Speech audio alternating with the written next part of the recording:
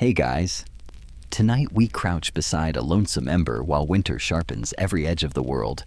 Your breath ghosts the air. The stars feel closer than your fingers. The ground eyes heat from your bones like a pickpocket with icy gloves. We're going to map a plan to sleep not just okay, but downright warm on a night that cheerfully tries to freeze your eyelashes together. Little reality check without a plan, you probably won't survive this. At least not without your toes filing a very angry complaint. So before you get comfortable, take a moment to like the video and subscribe, but only if you genuinely enjoy what I do here. And since this is bedtime for all time zones, drop your location and local time in the comments so the tribe can see who's warming up alongside us tonight. Now dim the lights, maybe turn on a fan for that soft background hum, and let's ease into tonight's journey together. You read the land like a quiet engineer. Cold sinks into valleys, so you step up out of the bowl and onto a gentle shoulder where the air drains away. A rock outcrop to the north blocks the meanest wind. A stand of fir breaks the rest into whispers. The snow squeaks dry, not slushy, so it won't betray you later by melting into your bedding. You kneel palm on the ground and feel it. The earth is a thief. You answer with planning. Mainstream fact to anchor you. Ice Age hearths and charcoal lenses show up from Israel's Caveman cave to the Eurasian steppe. Evidence that people didn't stumble into warmth, they engineered it. Historians still argue whether reliable daily fire control arrived closer to 1 million years ago or much later. But tonight, you act like warmth is a skill, not a miracle. You lay out a long, narrow hearth parallel to where your body will rest, because a line of coals heats a line of human. You gather fuel with picky hands, dead twigs from sheltered undersides, dry heartwood, a polite curl of birch bark, used sparingly like a fancy spice. You build with small pieces first, then wrist-thick sticks to last past midnight. Geometry matters. On the windward side, you stack a low reflector wall of flat stones and green logs. When the fire throws, the wall throws back free heat you'd be silly to leave on the table. Light joke while you work, call it a prehistoric radiator. It does everything yours does, minus the thermostat. Ground loss is the real villain, so you craft a mattress. You braid a base of springy spruce boughs, then layer dry grass and shredded bark until it's 2 hands thick. Air is the insulation. Plants just hold it still. You test it with a palm and feel warmth bloom almost instantly. Quirky tidbit: at a few northern European sites, sediment layers suggest people refreshed plant bedding, regularly ancient housekeeping, without the passive-aggressive chore chart. Clothing becomes a heat trap system. Not a fashion show, though. That hood is doing you favors. Closest to skin, a dry layer. Over it, hair and fur for loft. On top, hair out to shed frost. You twist foot wraps tight and tuck a wad of dry grass under your arches. Nature's insoles. Mainstream fact: folded in stone scrapers, edge hides razor keen, and by the upper Paleolithic-eyed needles, appear hinting at tailored garments. You may not catwalk, but you won't ice walk either. You light the hearth small and steady. Flames nibble along the long axis, licking life into the reflector until the stones glow. You slide 2 fist-sized rocks near the coals to charge them. Later wrapped in hide, they become foot warmers. Think Stone Age hot water bottles.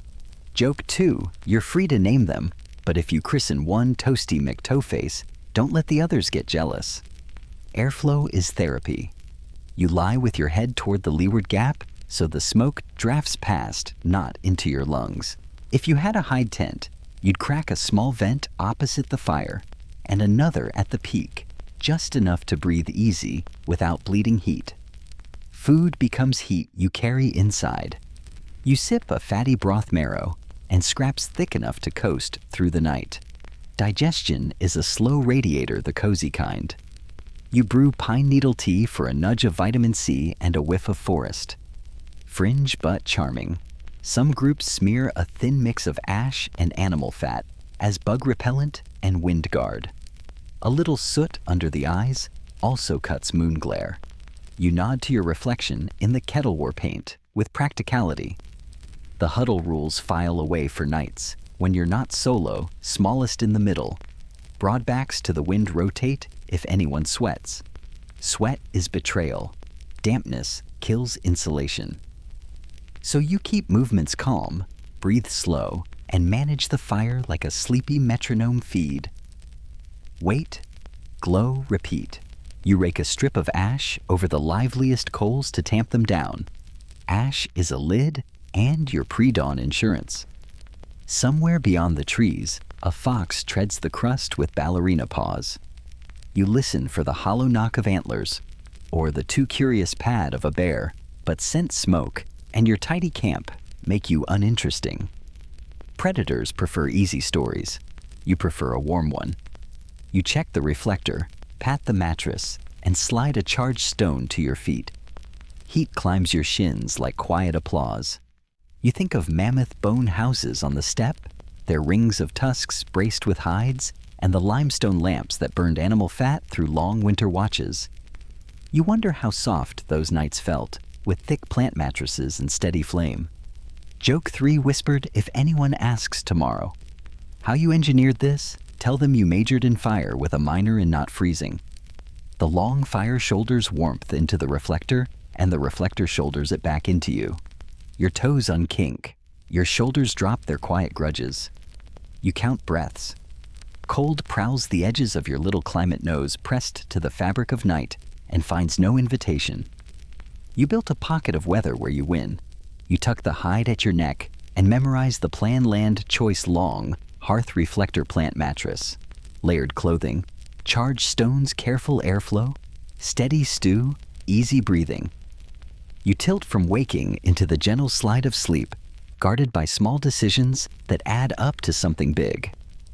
The wind keeps its gossip. The stars keep their gossip.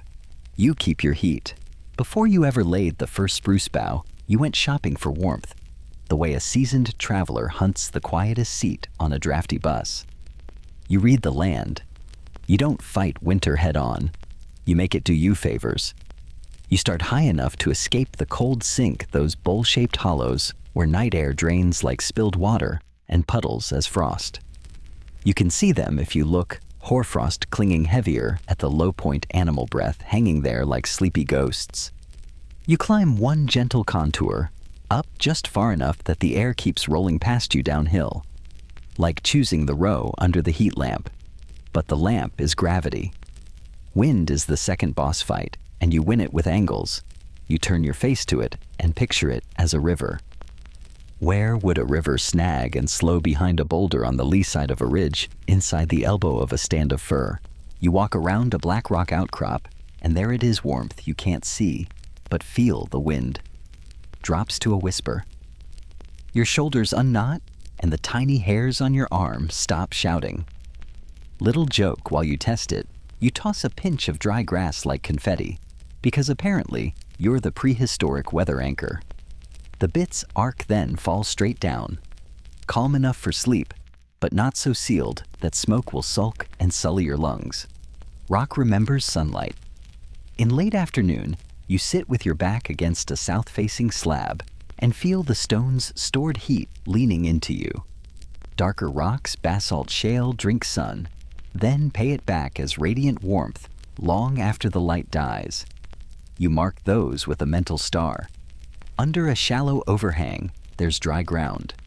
You find a scatter of old charcoal crumbs and a smudged black ceiling where smoke once licked. Mainstream fact across Ice Age Europe. Many winter camps cluster in south-facing rock shelters and cliff bases with smoke-stained ceilings. Places like Abripatod or La Ferracie, suggesting people favored built-in windbreaks and light. Historians still argue whether those blackened ceilings always mean human hearths or sometimes bear dens and lightning charcoal. But tonight, you take the hint someone warm slept here before. You can too. Snow isn't just cold fluff, it's an alphabet. Wind slab says exposed. Depth hoar says crunchy and treacherous. A thin crust over powder sings careful. You read the drifts like traffic arrows that point where the wind sprints and where it stalls. In the trees, you find a tree well a donut of shallower snow around a trunk where lower branches intercepted flakes. That well can be a windless pocket good for a crouch not for sleep because branches drip when they thaw. You move on. A stand of fir on a ridge shoulder breaks the gale into shreds. Below it, the air is calm enough for a whisper and lively enough for a safe fire. You grin. It's like picking the cafe table that's both near the outlet and not under the AC. 2 for 1. You test the ground with your palm. Dry. You kick listening for the sound of dead leaves, thin, papery, unsoggy. Moisture is the real thief. It steals heat faster than wind. You check the slope a slight tilt. Lets any meltwater crawl away from your bed. You picture your long hearth over there, your plant mattress here. The reflector wall catching the wind's last bad mood. Call back to last section those hot stones you'll charge later. They'll live happiest against that dark rock face that radiates back like a polite mirror. You scout the sky, too. Low clouds can act like a blanket trapping day heat. Clear skies often mean radiant cooling, so fierce you can hear the cold scolding the snow. Tonight, a thin gauze of high cloud floats good news. The stars still wink, but that blanket will shave a few mean degrees off the drop.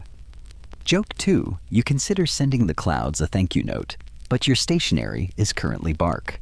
Signs of animals guide you as much as signs of wind. Tracks funnel along the lee of the ridge, using the same calm you want. Proof you picked the right highway. But you also smell a rank sweetness near a hollow. That's a den you do not rent. You let the fox keep that lease and choose a spot with visibility toward the approaches. So the first thing that crosses your firelight is your yawn, not a bear's shadow. Mainstream fact, tucked in some mammoth-bone house circles on the Eurasian steppe, align their entrances away from dominant winds, suggesting folks planned for both warmth and nuisance predators. Historians still argue whether these were full houses or seasonal windbreaks dressed in hides, but their bones still curve like parentheses, asking winter to hush.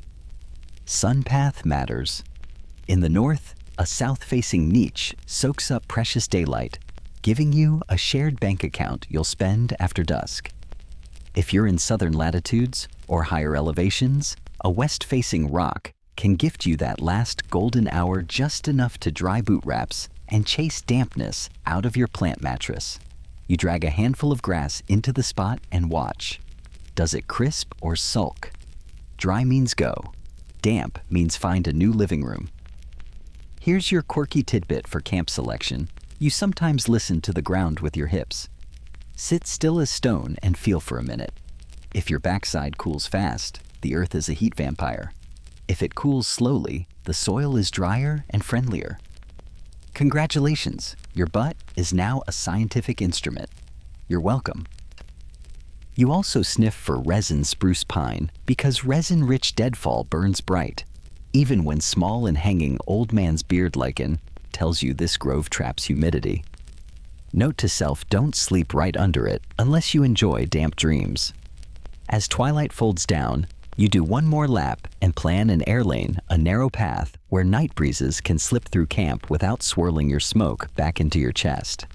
You position your future head at the leeward edge so that fresh air brushes your face while warmth lines your flank. Remember the ash lid trick from before. You can run a long, patient fire inside this microclimate without turning the shelter into a cough festival. The landscape keeps offering. A bank of loose stones becomes a ready-made reflector wall. A shallow swale a few steps off makes the perfect cold air trench. It's not your bed, but it will collect the night's chill like a polite bowl while you snooze nearby. You mark a place for your stash fuel to one side, tinder kept in a bark sheath, under an overhang, and a dry pocket for those foot wraps that must not turn to icy ravioli again. You notice a ring of dwarf birch close by. That means 2 gifts curly bark that laughs at sparks, and if you're lucky, a bracket fungus amadou that can cradle an ember. That overlaps with tomorrow's firecraft, but it ties into tonight's warmth because portability equals security. If dawn is cruel, You carry heat forward instead of starting from misery. Historians still argue whether widespread reliable ember carrying predates controlled flame-making tech in some regions. But either way, your future toes endorse the redundancy. One more fringe but lovely practice you keep in the back pocket: digging a shallow sun pit earlier in the day, where blackened stones warmed in full light, then covering them lightly to hold that heat for night. Later, you'll raid that little vault and slide the stones under the edge of your mattress, like the warmed brick tricks of old cottages, just older and cheaper. By the time dusk turns the snow to lavender, your mind's map glows with small advantages. Lee here, rock there, cold air trench below resin. Stash at hand, ember fungus in reach star window above for morale. You don't conquer winter, you stage manage it. Joke 3 as you lay a marker twig where your head will rest. You tell the wind, please respect the velvet rope. The VIP lounge is full. The wind rustles the furs and seems to shrug fine. When you finally set down your bundle and begin building the long hearth, the one that will match your body like a friendly underline, it already feels like you're moving into a home, not pitching a panic. The land itself gives you the warmest tools, slope stone sun shelter once you learn to read its handwriting. You look back across the ridge and see the darker pool of cold collecting in the basin, pooling like mercury. You step away from it and into your chosen pocket of weather, a small promise that the night will be on your side. You open your palm to the night and feed it fire with the unhurried confidence of someone who's memorized warmth. A spark is cute. You're here for architecture. You lay your fire not as a mound, but as a sentence, long, steady, and parallel to where your body will sleep. Picture your ribcage drawn on the ground in glowing red. That's the long burn hearth, wrist-thick sticks, shoulder to shoulder along a shallow trench, smallest to largest. So flame creeps instead of sprints. You start thin on the upwind end, coaxing flame into a lazy crawl that will eat its way down the line while you dream. It's the prehistoric version of a slow playlist. Fuel is a menu, not a pile. You stage it by time: quick tinder birch curls, shredded grass, resin-sugared twigs, then small sticks, then dense heartwood that refuses drama and burns like a promise. You crib the big pieces with little cross sticks so air can gossip through without turning the fire into a torch. Remember the ash lid trick from earlier? You'll blanket parts of the coals to lower their pace, like dimming a lamp rather than flipping it off, perfect for the hour when your eyelids grow heavy and your ambition to babysit flames approaches zero. Now the reflector wall. You don't build a fortress, you build a mirror. Flat stones, half a forearm high, stacked with a slight lean toward the fire so they catch heat and throw it back into your spine. Where stone is scarce, you lay green logs bark out with a smear of damp clay or snow on the side facing the flame to discourage unwanted flambe. That wall is a quiet conspiracy. Your long fire warms it. It warms you. You spend less wood and wake less often. Joke 1 as you pat the top stone. You, my friend, are tonight's co-star. No lines, all charisma. Mainstream historical anchor. While the coals settle, archaeologists have peeled back layers of soot and ash in places like Caveman Cave and found centralized hearths used and reused over long spans, with cut bones and burnt plant remains around them. Evidence of planned fires that shaped life, light, and sleep rather than random blazes.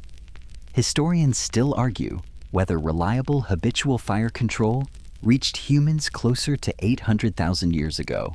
Think sites like Gesher Binu Yaakov, or became truly daily much later. But the story arcs the same firecraft, turns night from threat into furniture. You edge into redundancies because warm sleep hates surprises. A bark sheath holds dry tinder under your cloak.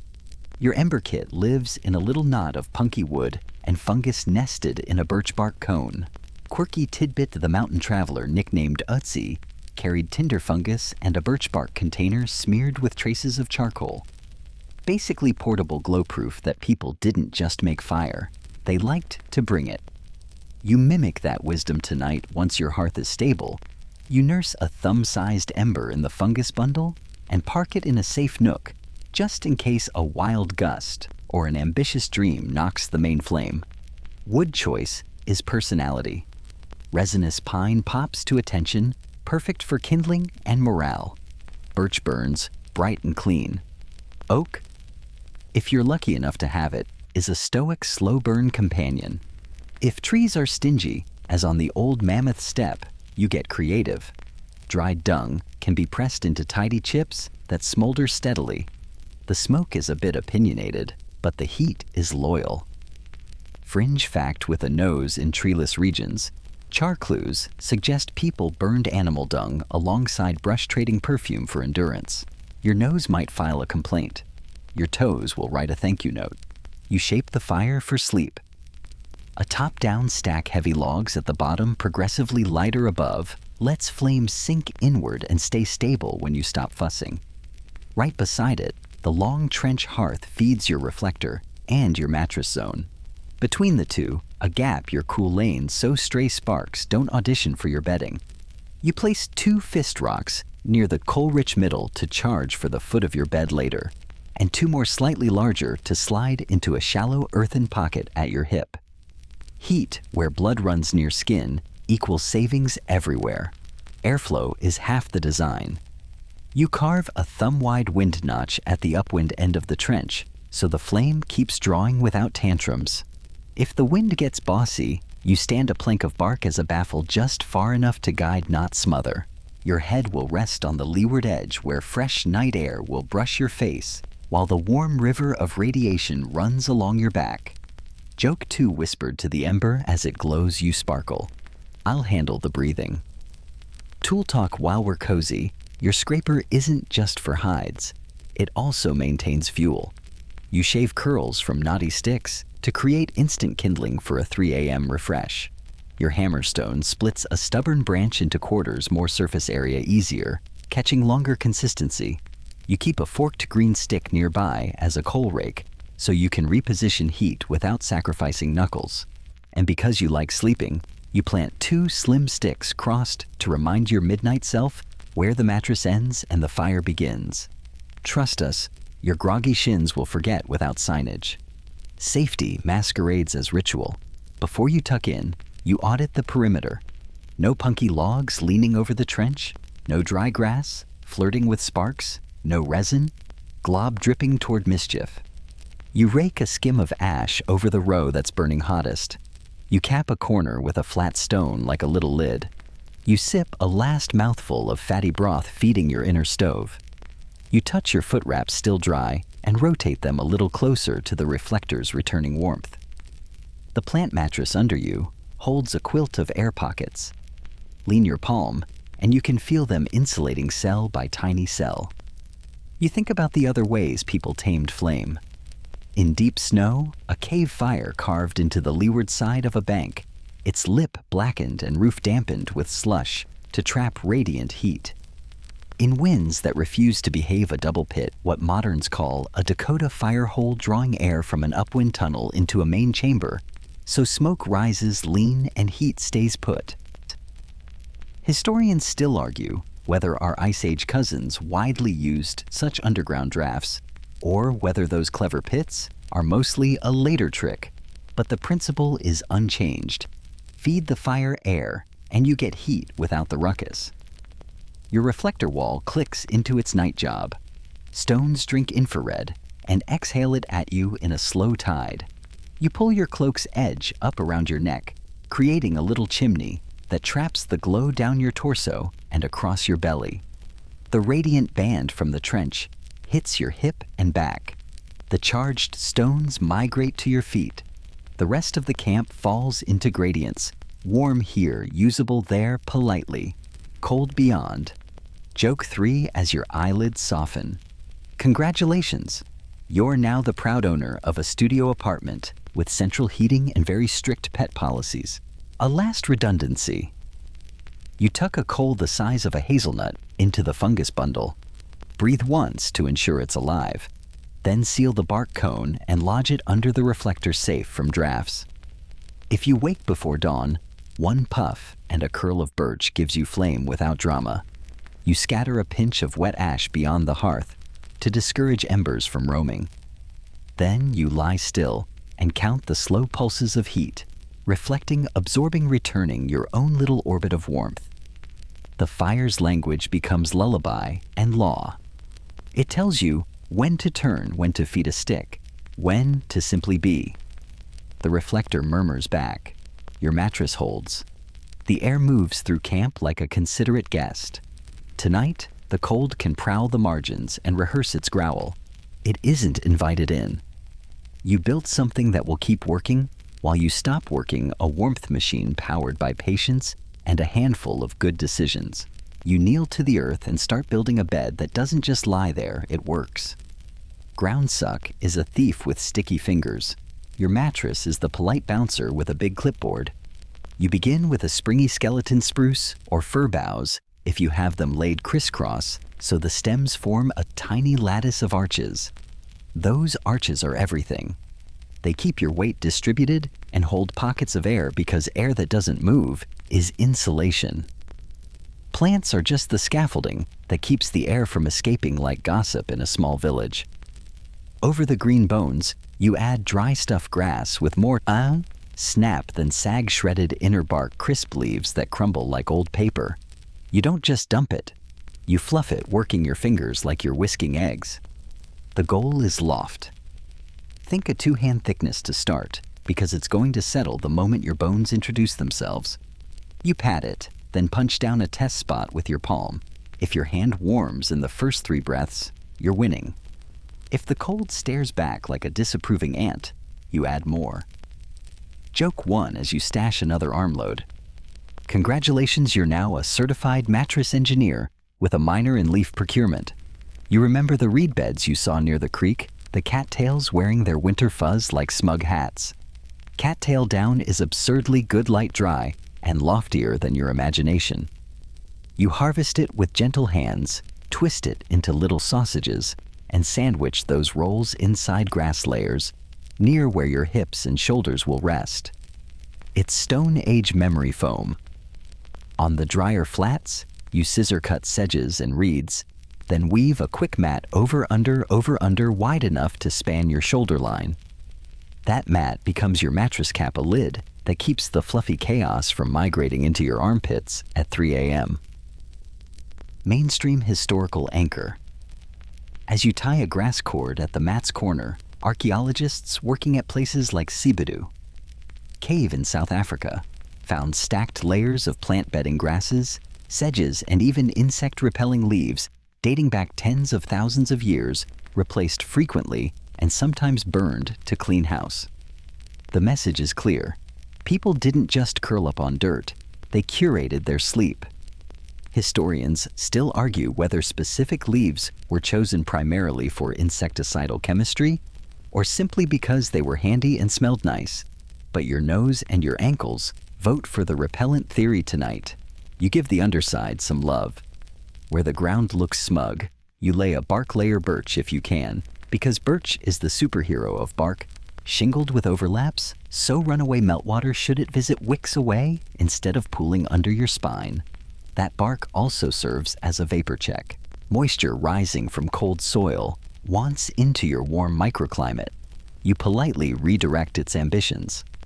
Over the bark, another modest loft of grass. You're making a lasagna where every layer traps air and steers damp elsewhere. You deal with edges because edges steal heat. You curb the mattress with a soft collar, a rope of bundled grass that runs the perimeter. It stops drafts from sneaking under your ribs and keeps the nice, polite air you heated from wandering off to pursue other careers. At the head, you sculpt a slight rise with bundled reeds, a neck bolster so your airway stays open while you dream about warm bread you have not invented yet. You run a palm across the surface. Is it lumpy? Of course it is. You tune it like a drum. More loft under the hips, less under the lower back. A little ridge at the feet, so your heels aren't pressing into chilly bark. Remember Toasty McToeface from earlier? One of your charged stones will nestle right against that footridge, swaddled in a little pouch of grass, and hide so it radiates like a polite sunrise. Quirky tidbit as you tuck in a handful of evergreen tips near the pillow area.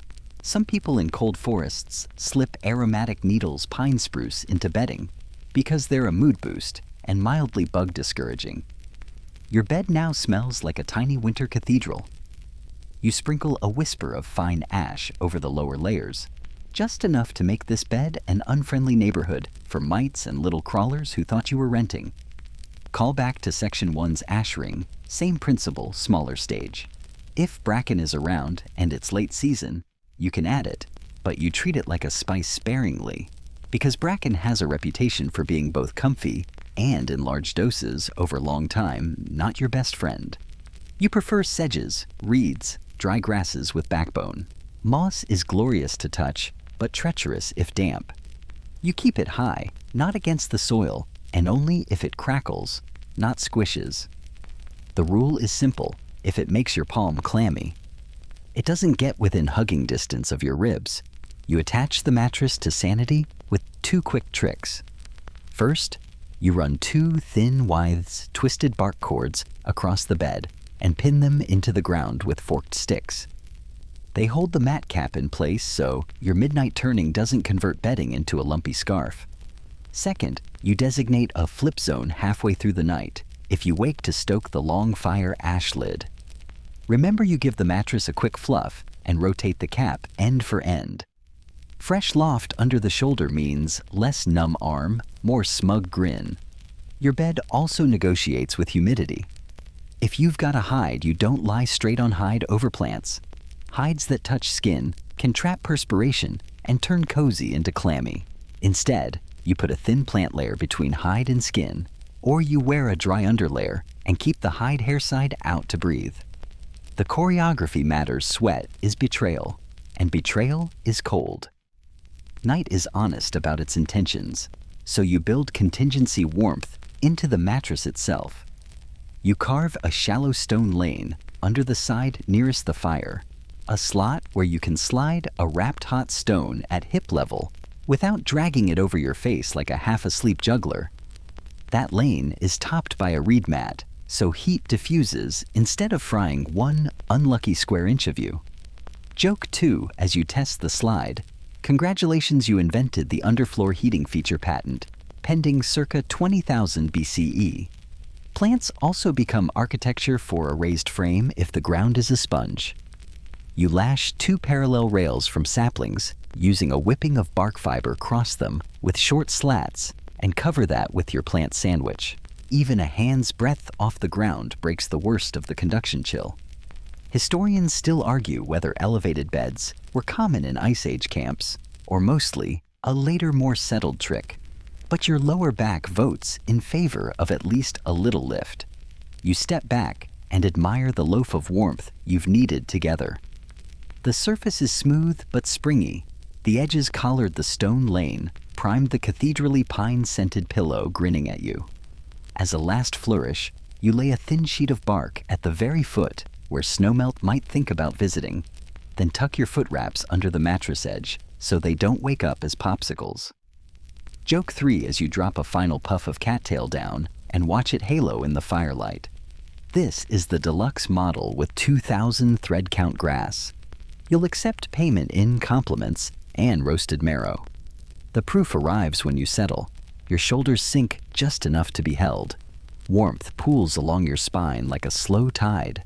The cold still patrols the periphery, but when it presses a nose to the seam of your bed, all it meets is a wall of still air and smug engineering. You draw your cloak-up hair out to shed frost and feel the mattress seal the deal. Under you is not ground, it's infrastructure. Above you, the reflector returns the red hush of the long hearth. Between the two, you. A small country where the weather is kind by design. After a minute, you test the night's maintenance routine. One hand finds the reed cap. Fluff, turn, done. One breath over the ember kit to confirm it's alive. One ear cocked to hear the long fire's low nibble. Everything is working while you stop working. You close your eyes to the murmur of grass stems and the faint, sweet spice of resin. Winters can keep their opinions. Your bed has better ones. You decide the ground has had enough of your body heat charity and build a bed that floats. Not magic carpentry. You start by sketching the outline with your boot head here, fire line there, a polite spark gap in between so you don't roll into a reenactment of human s'more. 4 forked uprights. Y-shaped branches get driven into the soil until each one thunks against stubborn earth. Those forks will cradle the rails. You test them with a shove. If a post wobbles like a newborn foal, you trade it out. Sleep is no place for drama. Rails come next 2 straight saplings, wrist to thumb thick bark left on for grip. You seat them into the forks so they sit level with a faint, head-to-foot tilt, a whisper of elevation. So meltwater and spilled tea note to self-brew after you sit. Run away from the pillow. Cross pieces. Dozen or so baton-thick sticks span the gap spaced a hand apart. You lash each with a square lashing of inner bark fiber around across cinch frap tuck. The rhythm slows your breath like a metronome.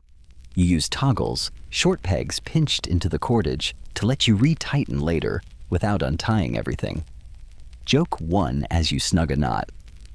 Congratulations, you're now facilities and maintenance for the Department of Not Freezing.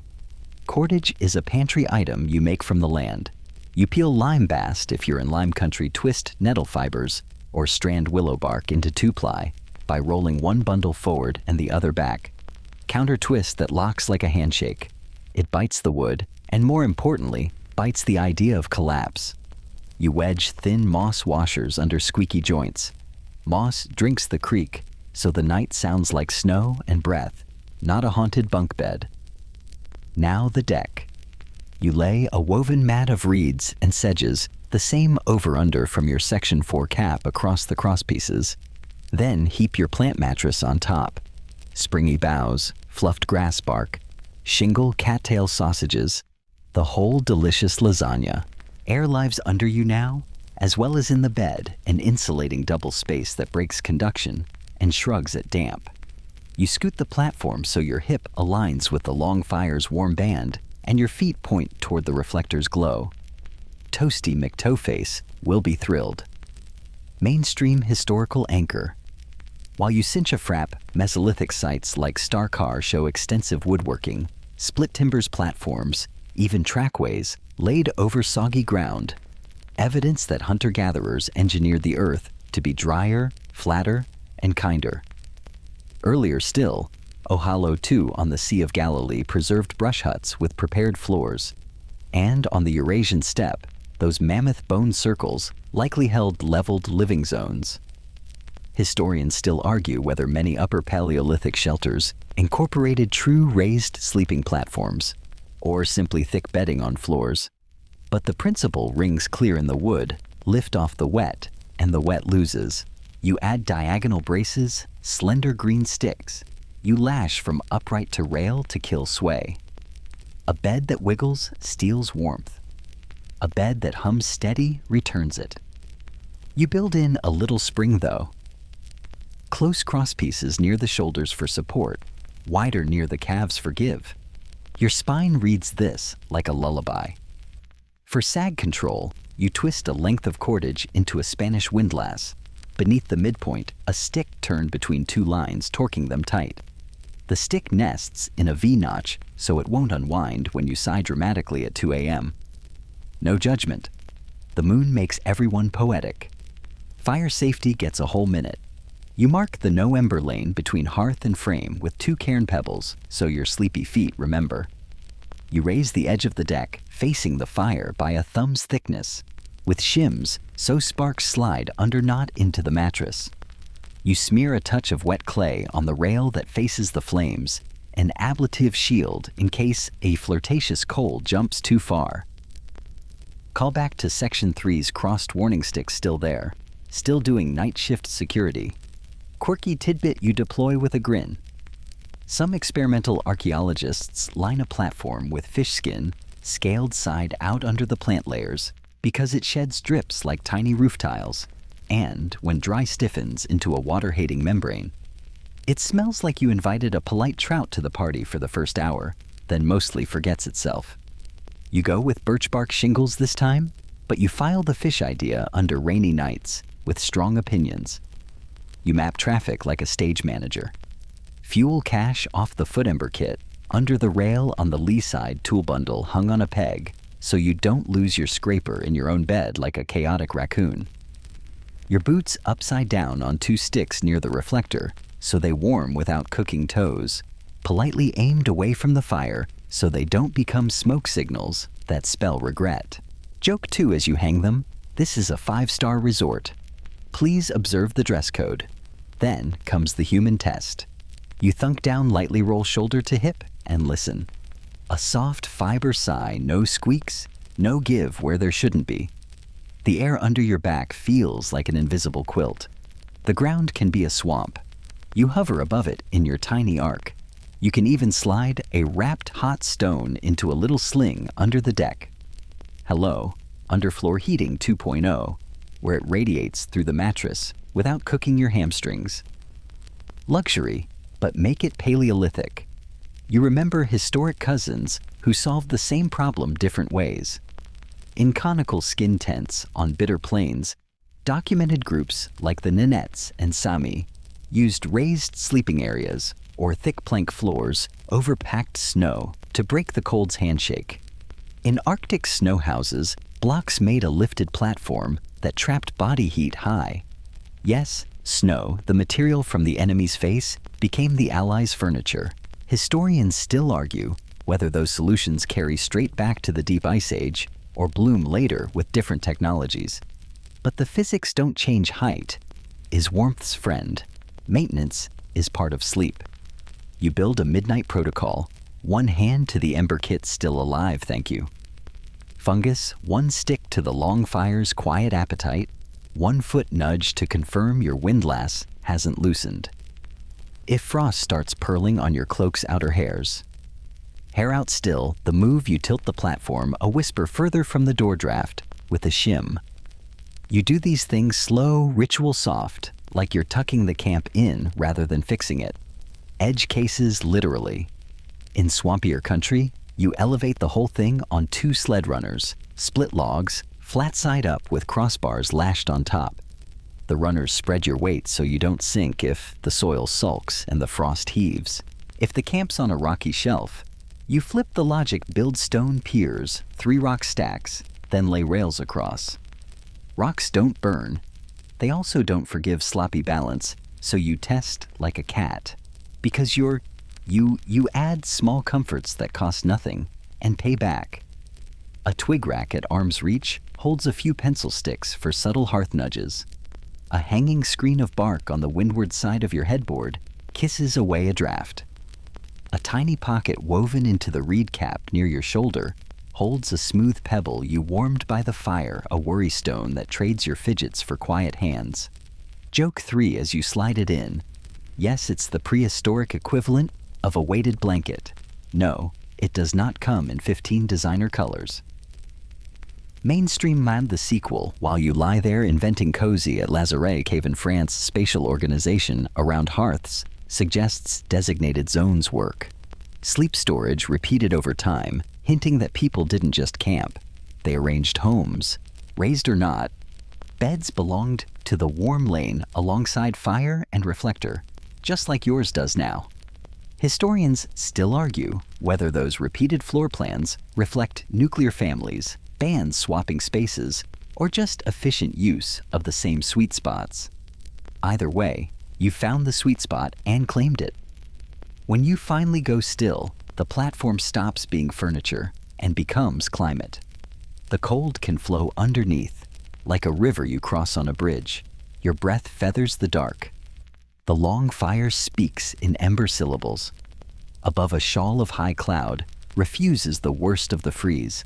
Below air cushions, you like a secret. And somewhere under your heels, the charged stone remembers the sun from earlier and returns it to you, slow as a lullaby. If tomorrow someone asks how you slept, you can answer with that satisfied grunt every carpenter makes when a door closes flush, like it was made for me. Because tonight, it was by your hands in your weather on your terms. You dress for bed like a strategist, not a mannequin. Layer 1 is the promise something dry and soft against your skin, scraped hide, thinned to suppleness, or a twist-woven plant layer, if you're lucky with fibers. The job isn't warmth, it's moisture manners. Sweat is the traitor we keep mentioning. Let it linger, and your insulation becomes a cold, wet handshake. So, you pick a base that wicks, then you float loft above it like a cloud you can wear. Next comes the heat trap, hair and fur. You pull on leggings whose nap tickles your calves and a tunic whose pile snags every little pocket of air. That air is your bank account. Trapping it hair in means your body warms it and it stays like saving coins, not scattering them. Over that, you sling the weather face hair out. Caribou and reindeer hair are hollow. Even in different latitudes, thick winter pelts of deer, goat, or bison shrug off frost like dandruff. Hair out lets spindrift skate instead of soak. So the outer hides shed the night's glitter, while the inner ones cuddle the heat. Joke 1 as you smooth the guard hairs. Welcome to Winter Fashion Week. 20,000 BCE, tonight's look is Apris Mammoth Minimal Draft. Your cloak isn't just a blanket, it's a microclimate with a steering wheel. You tie it at the chest with a bone toggle, so one tug vents another seals. You pull the hood. Up a deep cowl pieced from smaller furs, edges overlapping like shingles. The rim is wired with a thin root or sinew to hold a curve that kisses your cheeks and leaves just a nose slit. You fold a tiny draft collar at the neck, an extra flap that stops warm air from evacuating. Every time you sigh dramatically about the stars, a frequent problem. You anchor the cloak with a belt so it doesn't migrate while you roll. Blankets that wander become weather. Hands and feet are troublemakers, so you overbuild them. On your feet, you wrap dry grass. Think Senegrass-style bundles. Even if you live far from the Arctic, it's the same principle, a thatch that drinks sweat and holds shape. Over the grass, you pull soft inner shoes for hair in, then a tougher shell hair out, or grain out leather to resist sparks and slush. You cinch the ankle with a double wrap so heat doesn't tumble out like escaped cookies. Mainstream fact as you tug the tie. Otzi the copper, aged traveler pulled from the Alps, wore shoes stuffed with grass with hide uppers and a bearskin knottle, proof that layered footwear and plant insulation are old sensible ideas. Historians still argue whether his sock system echoes much older mountain traditions or a local fix, but your toes don't care. They send fan mail. Mittens get the same logic, inner fur hair in outer shell hair out with a tether so you can shake them off to tend embers without donating them to the dark. You add a mitten flap that buttons over your wrist like a tiny cape. Drafts love wrist gaps. For bonus points, you pleat a little pouch on the back of each mitten that can hold a pebble briefly warmed by the hearth.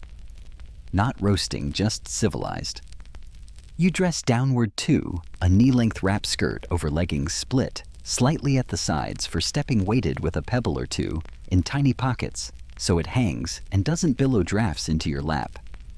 Around your waist, a broad sash of felted hair or softened hide presses the inner layers into contact so no cold tunnels form. You learn quickly that a single ribbon of chill sneaking under a hem can undo an entire outfit. The sash is your bouncer with a list. The technology in these soft things hides in the seams. Your bone needle eyed and elegant slides through hide with a thread of split sinew that swells when damp, sealing its own holes. That means your stitches become tiny gaskets when you breathe hard or when mist kisses the cloak. Mainstream fact, tucked, neatly eyed needles appear in upper Paleolithic layers across Eurasia, pointing to tailored clothing with shaped pieces, hoods and sleeves, rather than simple wraps. Historians still argue whether such tailored garments were ubiquitous across all bands or concentrated in colder corridors where freezing taught faster lessons. But the presence of little eyes and big bones whispers people sewed to live. You proof the hides with smoke. After scraping and softening yes with brain fat nature's emollient, you hang the pieces over a smudge. Smoke molecules lace into the fibers, teaching them to fear water and bugs. Later, you rub a thin paste of fat and red ochre along high-wear seams, a Stone Age seam sealer, and scuff guard that also looks unreasonably cool. Quirky tidbit. Some groups add pine resin to the mix for tack and water resistance. You've learned the ratio by feel too much, and you squeak like a new shoe just right, and you glide like a rumor. Moisture control keeps you honest all night. If you sweat while building the hearth, you crack the chest toggle or push the hood back a thumb's length. Better to be momentarily brisk than permanently damp. Once you slide under the cloak on that twice-blessed mattress, you reverse the settings. Hood down collar, closed to toggle snug. A tiny breathing tunnel keeps your exhale from frosting your fur. If rime does build, you give the outer layer a brisk shake outside the cloak, so crystals flurry off instead of melting inward. Call back to the ash trick. A whisper of ash rubbed into the outer guard hairs can help snow slip away your cloak's version of the fire's ember lid. Belts and ties are choreography, not decoration. You keep them slightly offset, so knots don't grind your hip bones when you roll. Your foot wraps knot above the ankle bone, not over it. Your hood tie tucks to the side where it won't drool, melted frost down your chin at 3 a.m. When you turn in, you do a little dance by reflex check belt. Pat hood rim snug. Wrist flaps tuck the cloak's lower hem under your calves, so drafts ride the outside. Not your shins. Joke 2 as you pat each tie. Yes, you're swaddling yourself like a very large baby with strong opinions, and yes, it works. You decorate quietly with function. A bone toggle carved like a tiny mammoth head gives your fingers a shape to find in the dark. A fringe of thin rawhide at the cloak's lower edge drips, melt away like a gutter. A slit at the chest acts as a quick vent that closes with a stick pin. You stash a flat scraper in a slit pocket near your thigh so you can de-ice the outer layer without getting up 2 strokes and the frost sighs off. When the long fire sighs low, you add your cleverness, rotate layers. If frost has settled on the hair out shell, you flip it to the cold side of the cloak for a minute while the inner hair in keeps you warm, then flip back after a quick snow shake. The insides stay dry. Your heat never pays interest to the cold. For your feet, you swap grass inserts at midnight dry bundle from under the rail in damp bundle out to the reflector to steam gently. Toasty McToeface approves. You think of cousins in other cold lands, how double caribou parkas were worn fur-in under fur-out shells, or how gut parkas translucent stitched gut-blunted wind and shed wet like magic. Those belong to later toolkits and different coasts, but the physics hum the same tune. Historians still argue whether Pleistocene bands in temperate zones wore truly parka-like ensembles every winter night, or mixed heavy cloaks with thick bedding and smart fire instead. You're agnostic. You're also warm. One more mainstream anchor as you tuck your chin into the hood's rim. Textile traces, twists, impressions on clay nets show up even in upper Paleolithic contexts, like Dolny Vistonets, hinting that plant fibers joined fur in the wardrobe earlier than many assume. That doesn't replace hides on a night like this, but it gives you options. A twined cap under the hood to manage sweat. A woven sash that stays knotty even when your fingers go dumb. Fringe, but you've tested it, a smear of rendered fat over cheekbones. Before bed is a wind guard. Mixed with a pinch of charcoal, it also cuts moon glare so you can tend the fire without snowblind squinting. If you're feeling ceremonial, a dash of ochre on the hood seam marks the piece as yours, not the communal loner that always smells like a wet reindeer. Joke 3, no judgment. If yours also smells like a wet reindeer by spring laundry day is scheduled for when rivers thaw. When you finally nestle down, you don't wear clothing. You inhabit a system. Base handles wet middle hordes, heat outer sheds. Weatherhood guards breath ties, choreograph the whole ballet. Your cloak edges sealed to the mattress collar you built earlier. Your wrist flaps kiss your pulse points. Your foot bundles cradle the stone's quiet glow. Outside, the cold sharpens its teeth on the stars. Inside, your outfit purrs like a small furry house. If tomorrow someone carves a Venus with no clothes, that's art talking. Your reality is toggles seams and the warm hush of hair catching air. You decide warmth shouldn't be a lucky accident. It should be architecture. The bed and the long hearth are only half the plan. You also shape the room the night sits in. Stone, soil, bone, and snow all know how to hold heat if you ask them nicely and give them vents like manners. You start with rock because rock remembers sun. A shallow south-facing overhang offers a dry ceiling and a floor that doesn't sponge your heat away. You lay your long hearth as before, parallel to your body.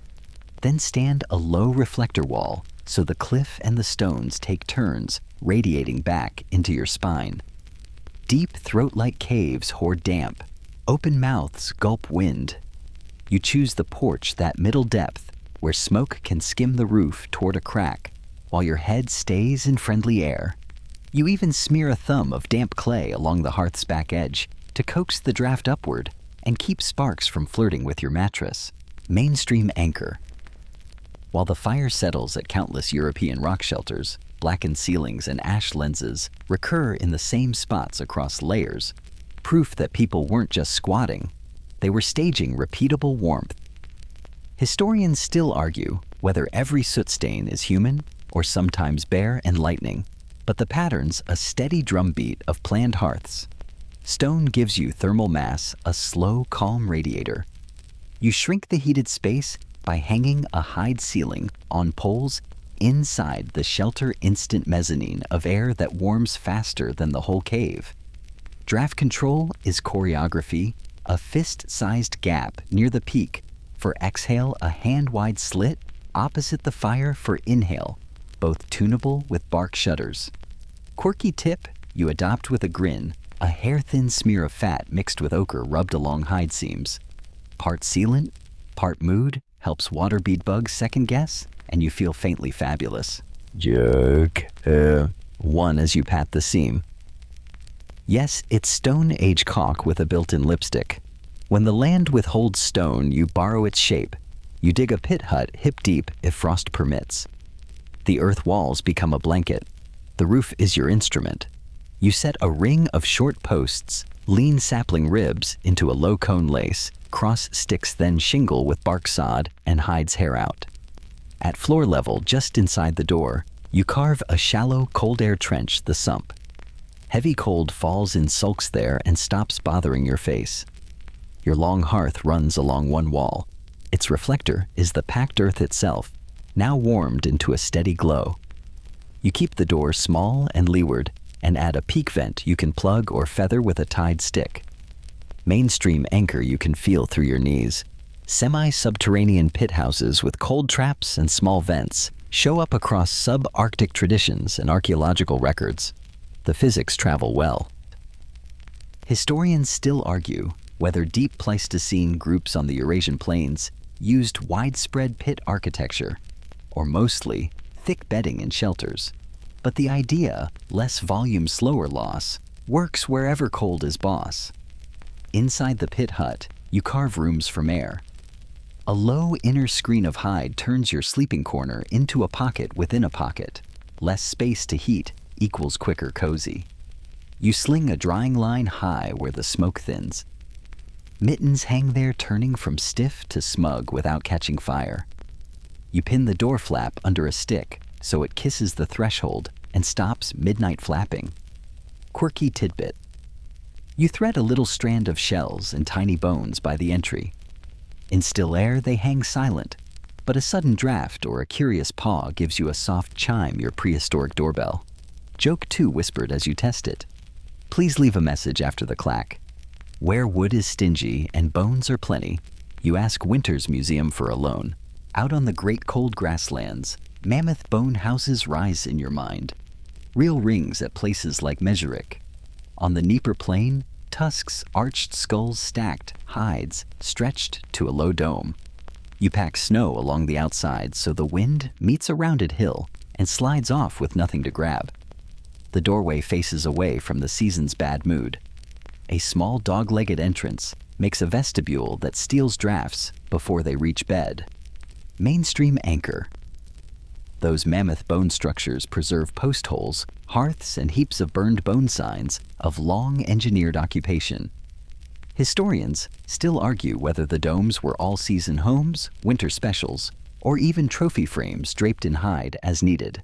But everyone nods at the ingenuity of turning the Pleistocene's giants into scaffolding. Inside the bone dome, you shrink the sky again. A hide curtain makes a sleeping alcove beside the long fire's warm lane. A flat table stone near the door collects snow-dragged grit so it doesn't migrate to bedding housekeeping Paleolithic edition. You keep charged stones in a grass sling by the footridge and the ember kit in its fungus cradle near your hand. Quirky observation from trial and error. A darker inner hide warms faster in firelight and seems to radiate a touch more kindly than a pale one. Either way, color gives the room a dusk-soft hush that helps eyelids cooperate. Then there's snow, the enemy's face-turned ally. You're not married to perfect blocks. A quingy, a heaped and hollowed snow nest, works wonders.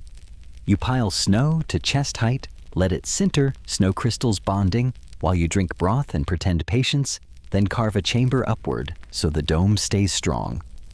A tiny high vent, a low exit tunnel, warm breath pools where you sleep cold, drains out by the door. You raise a sleeping platform from packed snow inside heat rises, even in a white room, and lay your plant mattress and hides on it. Set a fat lamp stone cup animal, fat a twist of plant fiber as wick on a little shelf. The blue hush brightens and the chill flinches. Mainstream anchor stone and limestone lamps with fat residues dot upper Paleolithic sites, small sunlets that stretch light and take the edge off. Historians still argue whether snow houses belong only to later Arctic cultures or whether Ice Age travelers improvised similar physics when drifts obliged. Either way, snow insulates like a polite miracle if you respect vents. Joke 3 as you tap the dome. Congratulations, you live inside a thermos. Every shelter breathes. Airtight is a bedtime story. Air gentle is the truth. You tune by cheek and flame a licking lamp tells you where draw is healthy. A cool kiss on your face marks the fresh air lane. If the wind bullies the vent, you rig a tiny baffle from bark or bone to bend the draft without stealing oxygen. You keep a hide disc on a stick by the pillow, your emergency vent plug in case a storm tries to gulp your heat or smoke sulks low. Sealing seams becomes evening meditation. Moss, dry grass, and fine snow are your putty. You push them into cracks, then paint a thin skin of slush that freezes into armor, or a skim of clay when thaw allows. If you've chosen hide walls, you rub a whisper of ash into exterior hair where the wind hits hardest. Just like on the fire, ash is a patient lid that keeps little embers here heat molecules from bolting. Because you're you leave no comfort on the table. A narrow boot throat by the door keeps wet shoes in a cold annex so the main air stays dry. A bark pocket by the head stores a warmed pebble, the pocket-sized calm you roll between thumb and palm when the night mutters. A twig rack in reach holds 3 pencil sticks for the hearth's 3 a.m. appetite. Callbacks everywhere. The ash lid trick on the coals. Toasty McToeface cued at the foot the ember kit drowsing in fungus redundancy, wearing a sleepy grin. By the time you tuck in the shelter is doing the night shift. Stone sips and releases soil stalls. Drafts bone curves, carry hide and snow seals, and muffles. Your bed floats in the warm lane between long fire and reflector, just as it did under the stars. Only now the weather is a rumor behind hide and hush. If someone asked which shelter is best, you'd shrug in your hood. The best is the one that holds heat and lets you breathe here now with the materials that said yes. Historians still argue whether Ice Age people standardized these forms or improvised endlessly as bands moved. The evidence suggests both a library of tricks locally edited. Outside, the wind hisses its gossip through fir needles. Inside your room, remember sunlight and ember light. and the small kind climate you've taught it to keep. You pull the cloak, hair out to the weather side. Hair into the heart, feel the warm lanes settle across your ribs, and listen for the soft content, creak of cordage in the roof. The lamp blinks slow as a mouse heart the vent breathes, and sleep pads over circles twice and lies down at your door like a tame knight. Tonight, you're not sleeping solo. Warmth becomes choreography, and you're the sleepy conductor with a stick made of common sense. First, you sketch the heat map. The long hearth throws a radiant band. The reflector bounces it back. The cold air trench sulks at the door. You place the bed island in that warm lane, then lay down the rules that turn bodies and hides into a cooperative furnace. You start with the core, smallest, and least heat-making humans in the very middle. Children, their elders, just outside them injured or expectant bodies, tucked where drafts can't reach. The big radiators' broad backs who run hot take the edges nearest the weather side. Your own spot is where your hand can reach the ember kit without vaulting anyone's ribs. Feet fingering toward a common toe hearth that hot stone ridge you built earlier, so the group's 10 pairs of toes become one delighted chorus. Joke one as you waggle a boot. Yes, this is a foot council. Please keep minutes. Layers become a shared garment. Instead of 5 cloaks warring for real estate, you shingle hides like roof tiles, hair out on top to shed frost, hair in below to cuddle warmth. Each hide overlaps the next by a hand so a midnight turn doesn't open a canyon. You run a soft grass rope your mattress collar around the perimeter to trap the nice, polite air you've paid to heat. A reed mat on top keeps little elbows from tunneling and turning the bed into a haystorm. Rotation is the secret sauce. You set the spoon train facing the fire all noses one way and call a slow roll every time the ash-lidded hearth asks for a stick. Maybe every 90 minutes. Maybe when someone sighs the code word to nights is porridge. Everyone turns together inward. Sleeper becoming outward. Outward back getting its turn in the radiance. No one ends up with the same shoulder freezing for hours. The heat debt spreads like a fair tax. Mainstream anchor. While you set the rhythm, ethnographers watching forager camps note that people often sleep in clusters by the fire with children nestled between adults and bodies, rearranging through the night as tasks and temperatures shift. Historians still argue whether deep ice age nights followed a segmented first sleep, second sleep pattern, or a more flexible weave of dozing tending and quiet talk. But your group schedule tonight is roll feed, breathe, repeat. Ventilation still matters when bodies pile. You leave a hand-high breathing tunnel above faces, no hide right over mouths, and keep the peak vent feathered open. A skin-wrapped stick holds that vent just so enough to sip fresh air without dumping heat. 2 quick signals live in your kit. 3 soft taps on the reed cap means vent, 2 taps means roll. You ban the panicked blanket yank. That's how frost sneaks in and friendships end. Smell is honest, so you prep for it. You smoke the outer hides earlier in the day over green spruce cleaner scent. Bug discouraging water shy, and you rub a whisper of ash into hair where the topmost hide faces the vent. That ash again your old friend doing little miracles from ember lids to draft tamers to scent bouncers. Quirky tidbit a pinch of crushed sweetgrass or whatever your landscape offers. That's pleasant and safe in the pillow zone turns the huddle into something that smells like a story rather than a stew. Not necessary, but morale loves perfume. Egos need engineering too. You appoint roles and tuck them into the stack. The ember tender sleeps at the leeward edge with a mitten tether. The watch dozer, a gentle oxymoron, lies near the door to hear the wind. The child kicker, we all know this person, gets a midline spot with a rolled hide bumper at shin level. Snorers, downwind mouth pointed toward the vent, so their thunder exits the building like a well-managed concert. Joke 2 as you pin a hide corner with a toggle. This isn't bossy, it's warm. Hands do their own dance. Outermost sleepers keep their hearthside arm draped over the top hide to pin it. Innermost sleepers tuck hands under their cheek to keep fingers out of the cold river along the edge. Mittens come off only as far as the tether allows and never vanish under the pile because 3 a.m. mittens become 3 p.m. mysteries. You stash a coal rake within reach, but not within flail. A bark tray holds 2 pencil sticks for quiet feeding, so you don't fling sparks into a symphony of toes. Your hot stone logistics level up in a crowd. 2 wrapped stones go to the footridge. 1 small one slides into a reed pocket near the core, not against skin, just enough to make the middle a sun. You rotate stones like a chef rotates pans, 1 in use, 1 cooling one, charging by the hearth.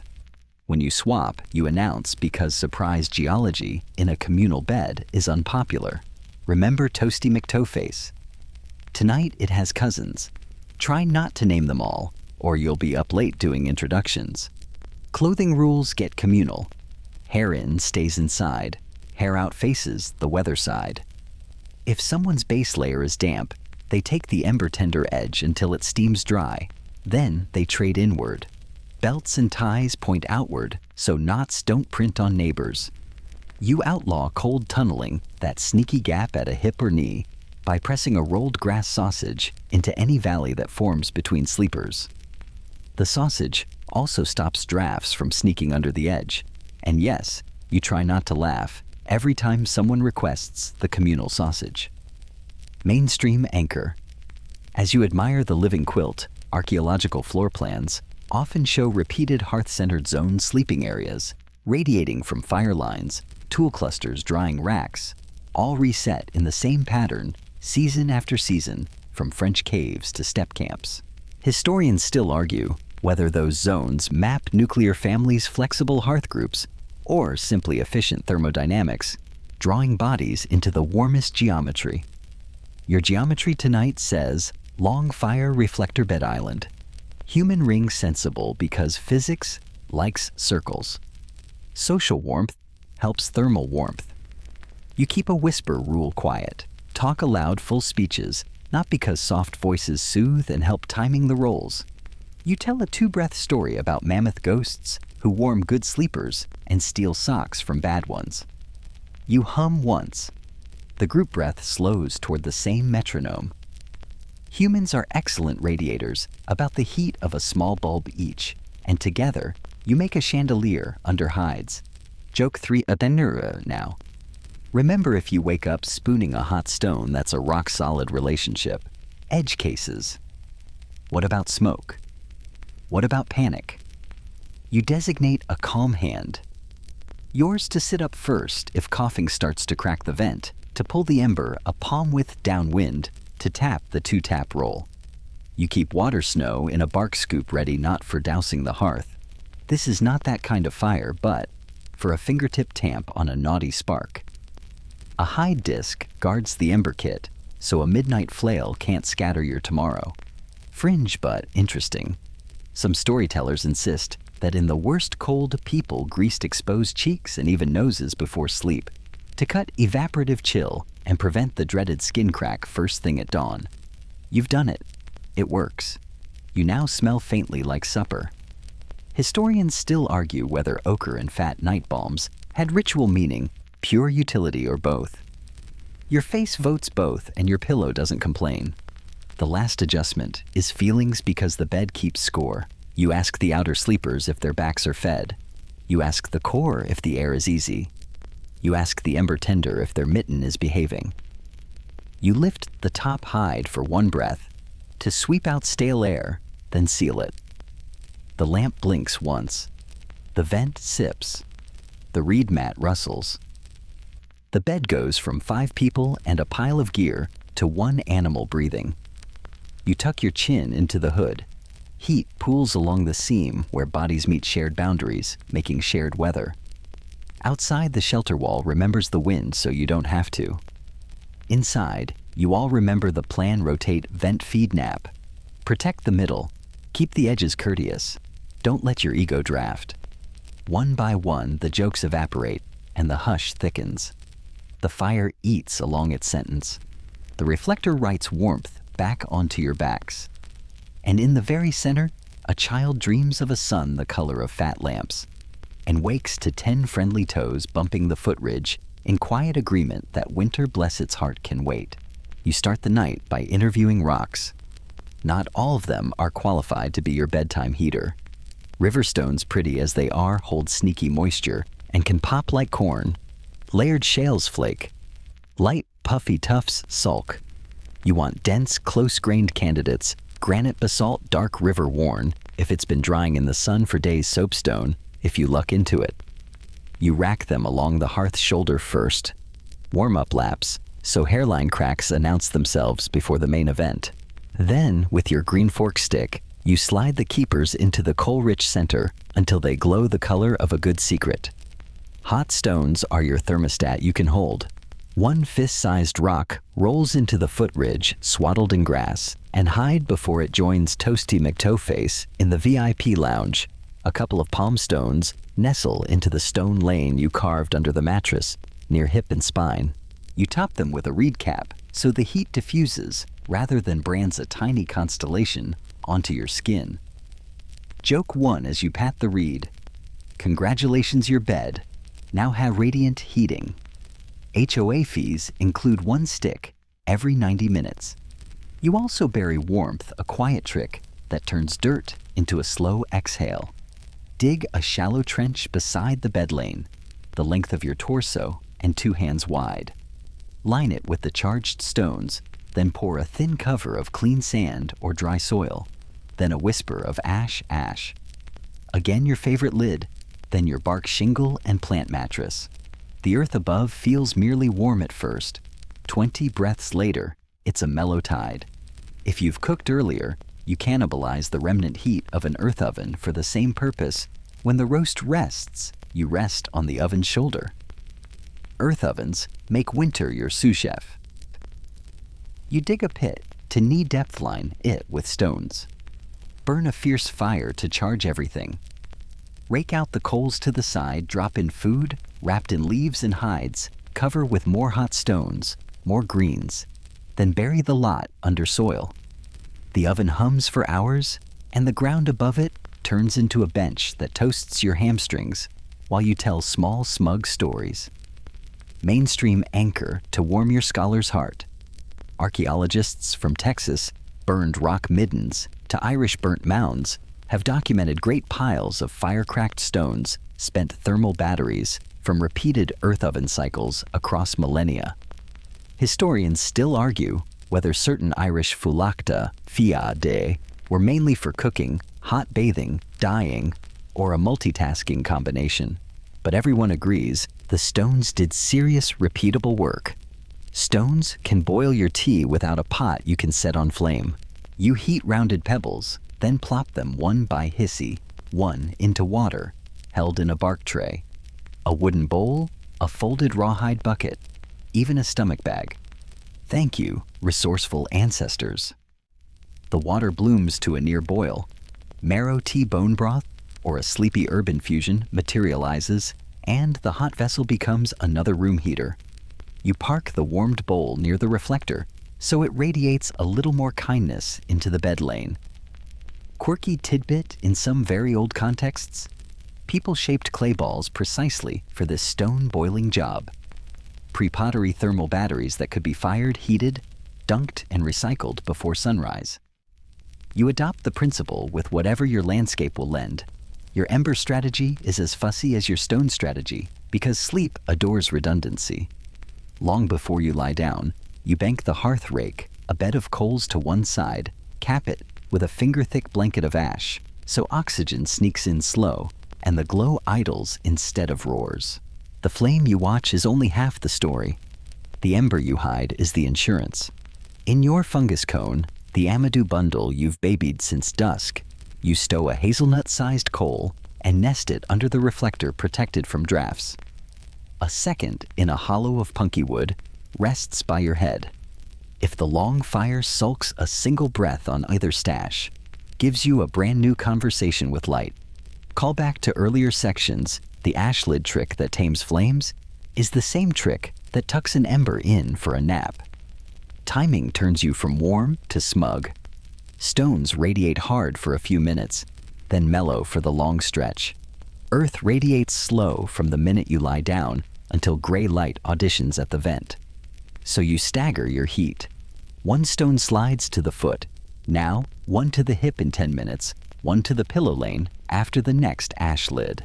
Each swap happens with the green fork and the reed cap. No bare hands, no sparks, and you announce it in the communal bed, so a drowsy shin doesn't meet geology by surprise.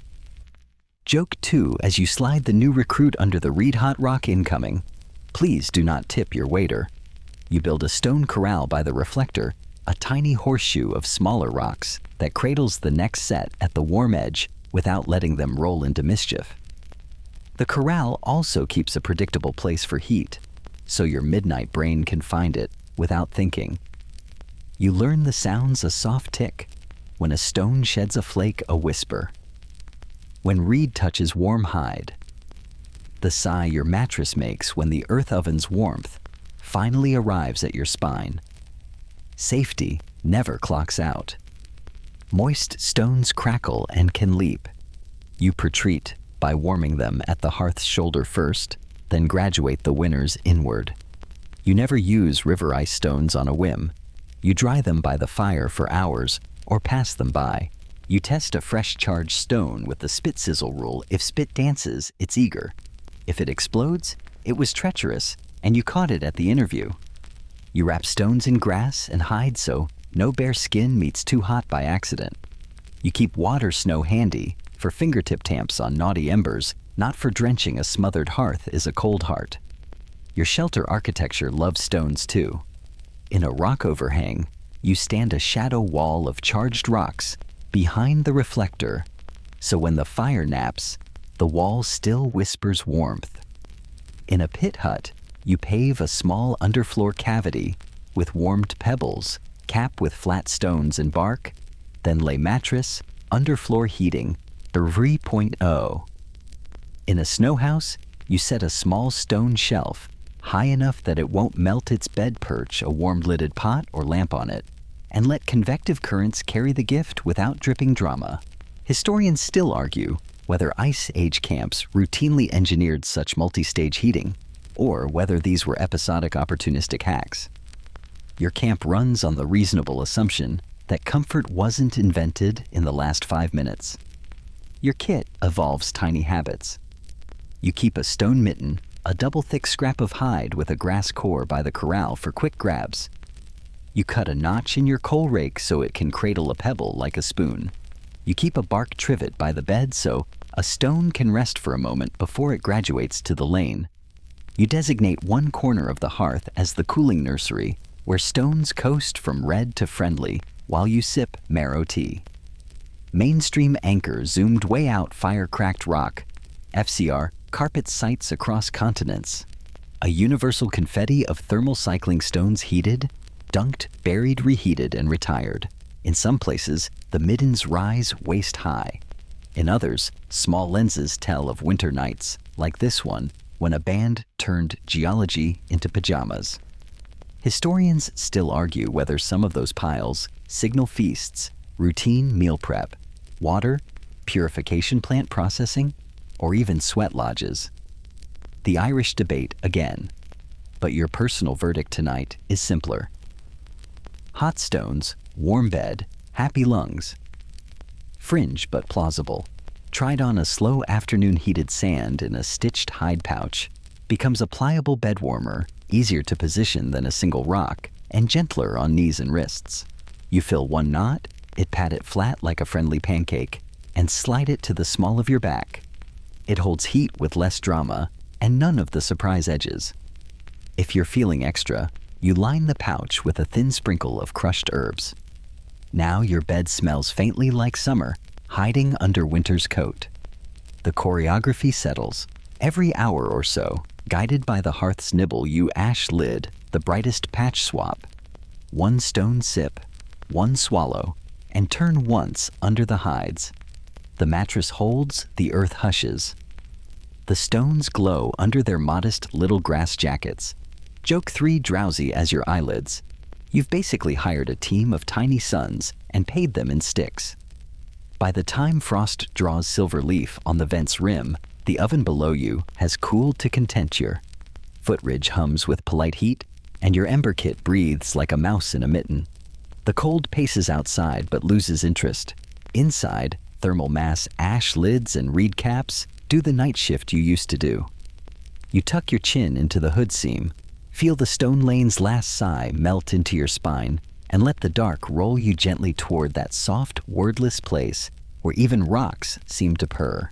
You tune the night, the way you'd tune a flute by listening to air.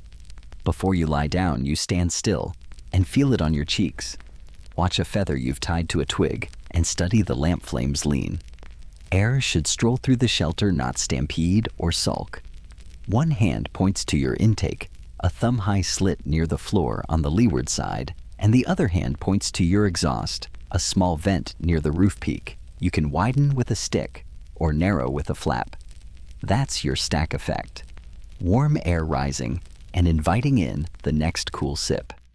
You're basically the HVAC tech of the late Pleistocene. Your salary is paid in roasted marrow.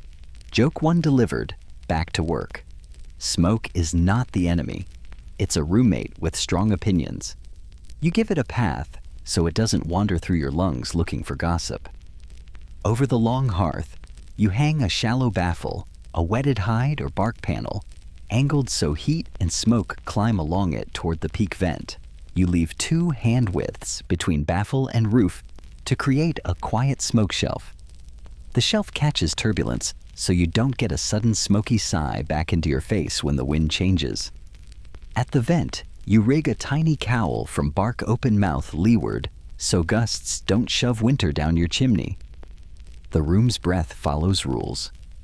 Fresh air slips in low skims, the floor past the cold air sump you dug by the door, kisses the long fire warms, climbs the baffle and exits above.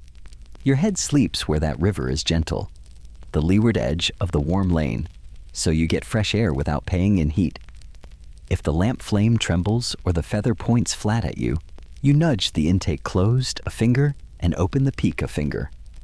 If your eyes water and your jokes get worse, congratulations, you've discovered the universal alarm system called your nose. Time to vent, mainstream historical anchor. While the draft settles soot-blackened ceilings, torch marks and ash lenses in caves and rock shelters across Ice Age Europe. Think the painted chambers, as well as living porches, show that people burned fuel indoors and managed smoke with placement and vents. Even Neolithic houses at places like Çatalhöyük later display roof openings with smoky plaster near them, clear evidence of habitual indoor fire and upward escape. Historians still argue whether earlier cave soot always signals living fires or sometimes ritual torches and short stays. But either way, the architecture of breath is old. You test without coughing. A spider silk thread or a cobweb strand you've salvaged on a stick becomes your draft compass. It lifts toward the vent when the flow is right. You also use the hand halo. You hold your palm at face level and feel for a cool ribbon. If the ribbon is missing, your vent is greedy. If it's a slap, your intake is bragging. The fix is small a twig under the door flap for one more finger of air, a bark shim under the vent cowl to tilt it 2 degrees a thumb, smear of wet clay along a windy crack. The shelter answers with a calmer lamp, a quieter feather and lungs that don't file complaints. Your long hearth plays along. Flames want air. Embers want patience. You keep the hottest flare under the baffle's lowest edge, so the draft lifts it not into your bedding, but toward the vent's throat. You rake coals to a low ridge when you're ready to sleep and lay the ash lid, your faithful dimmer, so there's glow without guff. If you need to boost the chimney effect in a hurry, you slide a charged stone to a little shelf just under the vent. The warm chimney stone heats the exiting column and coaxes the flow upward like a polite invitation. Snow houses and pit huts pass the same test with different accents. In a quingy, you carve the sleeping platform higher than the entrance tunnel so your breath pools where you are and the cold drains out by the door. The lamp goes low near the wall, never right under the peak vent where a hot eddy can melt your ceiling into unwanted star maps. In a pit hut, you keep the intake just above the cold air trench and the exhaust on the lee side of the roof cone. A A small cross stick props the vent flap, and in a pinch, you hang a damp hide at the ridge for a minute to smudge hides or warm the space. Then you air it out again before bed. You smudge early vent, fully sleep later. You do not marinate in smoke and call it cozy. Quirky but field-tested tidbit, you make a smoke whisk from a goose wing or a bundle of reed tassels. When a lazy eddy sags toward the bed, 2 slow sweeps under the baffle send it back on the path like a shepherd guiding a polite sheep. You also keep a cough pebble, a small warmed stone in a bark cup by the pillow. Breathing near it adds a fingernail of humidity to the desert dry air, which is kinder to throats that have been taste testing pine smoke all day. It's the tiniest humidifier you never saw coming. Safe breathing includes the part you can't smell. You never seal the shelter completely. Ever headache, dizziness, dream weirdness you can't explain. You crack the vent and open the intake 2 fingers, even if the wind complains. You keep faces out from under hides. That cozy tunnel becomes a stale air pocket faster than you want. Children and elders go where the air lane is clearest middle height, not pressed against the roof where the smoke shelf lingers, and not down in the floor. Chill where breaths get heavy. If someone wakes clammy and confused, you do the 3-tap signal you agreed on back in Section 8, vent lift the hide, and watch the feather and flame tell you the truth. Joke 2 whispered as the baffle settles. Modern smoke detectors are great, but tonight, your detector is 2 nostrils and a very honest cough. It's low-tech bilingual and requires no batteries, only manners. When the wind shifts and tries to bully your vent, you redesign the sky. You rotate the bark cowl so its mouth still points leeward. You add a second small exhaust, a short arm span away, and crack both half-open 2 small exits are harder to shove than 1 big mouth. If ice tries to seal the vent rim, you rub it with a fat smudge that ochre mix you used on seams earlier, so rime slides instead of locking your window shut. A slender stick in the vent keeps the flap from freezing to itself. You make the roof a collaboration, not a lid. The ground helps you breathe too. A shallow channel the air lane from the intake to the hearth gives fresh air a habit. You line it with smooth stones so fuel doesn't roll and block it. You never pile wood right in front of the intake where it will drink the good air before you do.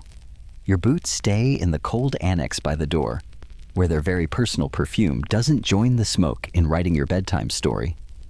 Mainstream anchor folded into the hush charred plant remain soot particles and smoke-blackened stalactites in cave vestibules show repeated fire use over seasons and generations.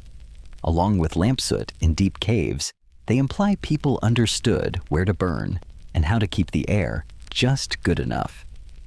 Historians still argue whether dense indoor smoke was sometimes deliberate to repel insects, tan hides, or smoke meat, or mostly an unavoidable side effect of survival.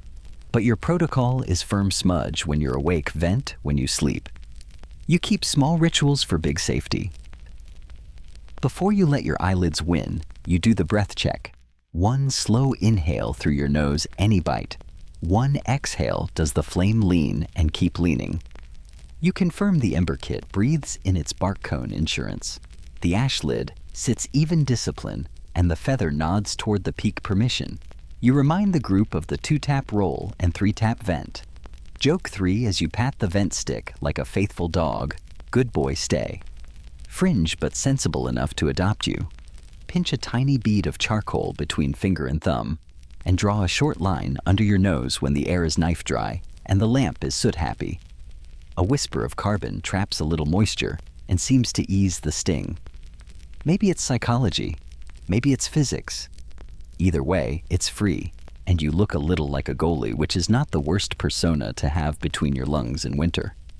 By now, the shelter breathes like a sleeping animal, slow in at the floor, slow out at the peak, no sudden coughs. The smoke shelf glows faintly in the lamp's blue hush. The baffle wears a thin frost at its edge that you brush off now and then, so drips don't audition for your pillow. Your head rests in the kind lane. The hot stones purr under their reed caps. The reflector returns its evening letter of warmth. You tuck your chin into the hood's rim and hear under everything the quiet draft, the sound of your room exhaling every old breath and welcoming every new one while you do absolutely nothing on purpose. You're not fighting smoke. You're teaching it the way home. Your best heater tonight isn't the fire. It's your gut doing slow gymnastics. You eat like someone who plans to nap through a blizzard and wake up smug.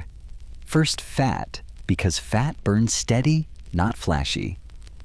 You split long bones with a tidy crack scoop, marrow with a stick, and slide it into the pot you're heating with stone boil magic. Warmed pebbles drop hiss by hiss into a rawhide bucket until the broth trembles. In goes shredded meat from earlier, a handful of roasted tuber slices you tucked in your bag, and a mash of nut meal beaten with a twig pestle.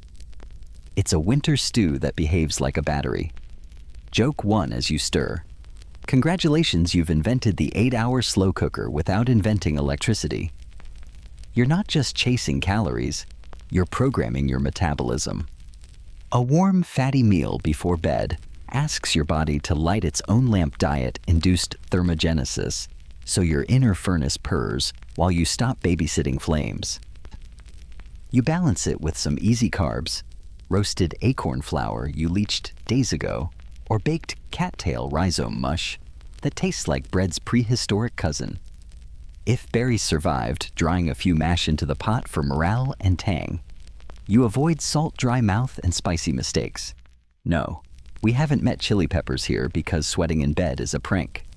The cold loves, mainstream historical anchor, while the pot murmurs isotopic values from ancient bones and teeth. Those high nitrogen numbers show Ice Age hunters often ate near the top of the food chain, but dental calculus across sites preserves cooked starch granules and plant microfossils, proof that even meat-leaning diets included processed plants.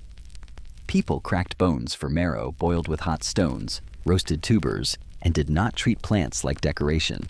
Historians still argue whether specific Upper Paleolithic groups were mostly big game specialists with occasional plant seasons, or whether plant processing was a steady, underestimated partner all year.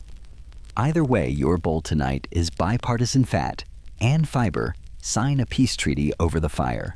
You salt your evening with little rituals that tell your nervous system it can clock out. You sip pine needle tea, a citrusy nudge of comfort that does more for mood than myth, and maybe a willow bark splash for aches if you earn them hauling logs. If your landscape offers valerian root or linden blossom, you steep a cautious pinch. You are not auditioning for the world's strongest sedative, just asking your shoulders to stop impersonating rocks. You warm the cup's rim with a thumb so it doesn't steal heat from your lip. Tiny luxuries count big on cold nights. Quirky tidbit chewing a pea-sized knot of spruce resin. After dinner freshens your breath and keeps your jaw busy in a way that makes eyelids heavy. You stick the spent lump to a bark chip so it won't end up in someone's hair at 3 a.m. You eat with the night watch in mind. Ember Tender gets the richest ladle because hungry watchkeepers turn sloppy. Kids in the huddle's core get marrow-thin stew with extra tubers so they don't rocket awake at midnight, feral with hunger. The elder who claims to sleep warm no matter what. You slide them an extra strip of fat anyway. They'll deny needing it. Their toes will write you a thank you note. Breathing becomes part of dinner.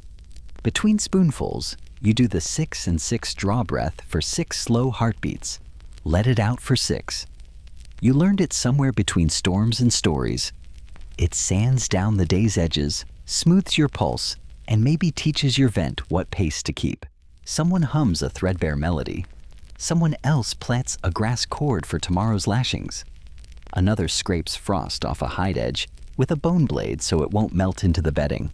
These aren't chores so much as lullabies for your hands. Joke 2 as you pass the bowl. Remember, we measure the stew's quality by how difficult it is to break eye contact with it. You stash a night nibble within arm's reach, a palm of roasted nuts, or a pocket puck of dried meat and fat pressed in leaf. Nothing too salty. If you wake cold, 2 bites and a sip of hot water bring your internal ember back without standing up. You refill the bark cup from the stone-warmed bowl you set near the reflector. Hydration matters, because dry air steals moisture and tricks your body into silly thermoregulation decisions. A tiny pinch of ash in the water. Hello again, ash settles it. If your bark cup tastes like tree, you're not making soup, you're editing chemistry. Mainstream anchor. You can taste cut-marked bones, cracked for marrow and fat residue lamps, show that people prized lipids as light and heat. Charred plant remains ground pigments on pestles and wear on grinding stones, show repeated plant processing. Historians still argue whether portable containers in the deep past were more often hide, stomach/bark, or early fired clay. Your camp solves it pragmatically. Hot stones make any container a pot when it needs to be. Rituals drift toward the gentle and odd. Someone ties a wolf tooth to the door flap so it clacks softly when the wind noses in a house chime, and a charm in one. You smear a thin line of ochre fat along your cheekbones, the wind guard you liked back in Section 6, and dot the same mix at the tent seam where a draft once whispered. Protection meets caulk meets fashion. Who says you can't multitask? You pass a palm over the charged stones, their skins throwing a shy red in the dark, and murmur thanks in the language of please keep behaving. Joke 3. Sleep soft. Yes, you're complimenting rocks. If they return the favor, we leave at dawn. Wind down is policy. 30 breaths before bed, the shelter gets one big exhale. You crack the vent wider, lift the top hide, let stale air slope out, then seal it again, and watch the lamp steady. You do the ash lid ceremony on the long hearth, raking coals into a low ridge, dusting them with a gray hush. You line up the stone schedule foot now, hip later, tuck the ember kit into its fungus cradle, and set the 2-tap and 3-tap signals in everyone's ear roll vent. The routine is the point bodies love rhythm, and rhythm makes heat cheaper. Fringe butt, tempting tested on dull afternoons. A dab of rendered fat mixed with powdered mint or meadowsweet on your upper chest gives you a tiny aromatic hum under the cloak that feels like summer snuck in. Do not overdo it. You want a meadow, not a menthol avalanche. Historians still argue whether scented salves in the deep record were medicine signal status or just pleasant. Your verdict tonight is pleasant, spelled W-A-R-M. You mop up the last stew with a roasted tuber slice, sip the final mouthful of hot water, and listen. The shelter is a beast breathing fresh in at the floor, old out at the peak because you taught it to. Your belly is a small stove. Your limbs hum with stew and story. The reflector sends back a red paragraph. The stones under their reed caps whisper punctuation along your spine. Somewhere, the door's tooth ticks once in the wind, no paw, no panic, just weather, then hushes.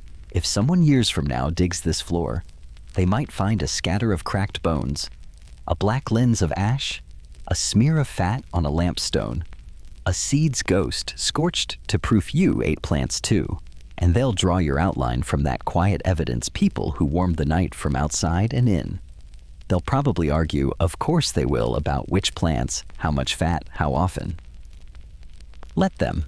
You lick the spoon, tuck the hide, and feel the slow, honest heat of digestion slide through you like a tame river.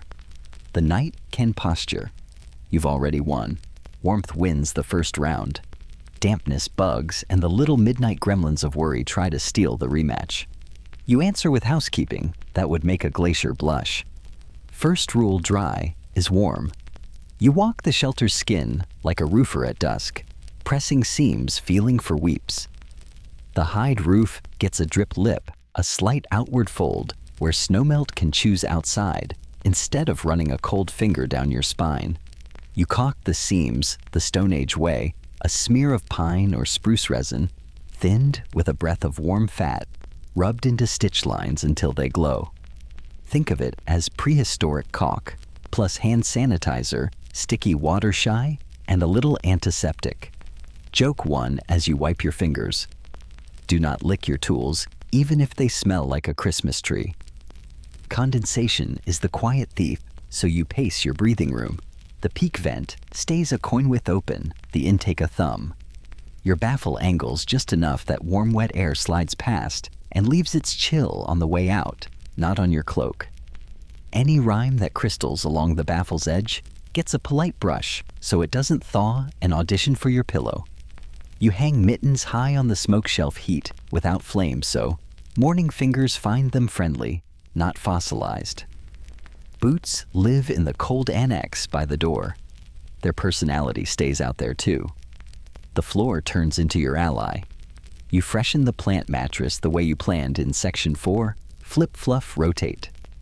Under it, you dust a whisper of fine ash, your favorite gray magic. Ash is dissecant and discouragement. It dries the tiny world and makes an abrasive landscape for fleas mites and the six-legged gossip who wanted to move in. You also ring the bed's perimeter with a pencil-thin bead of ash, a line that says, "The only thing under the bed tonight is heat. Monsters must RSVP." Mainstream anchor.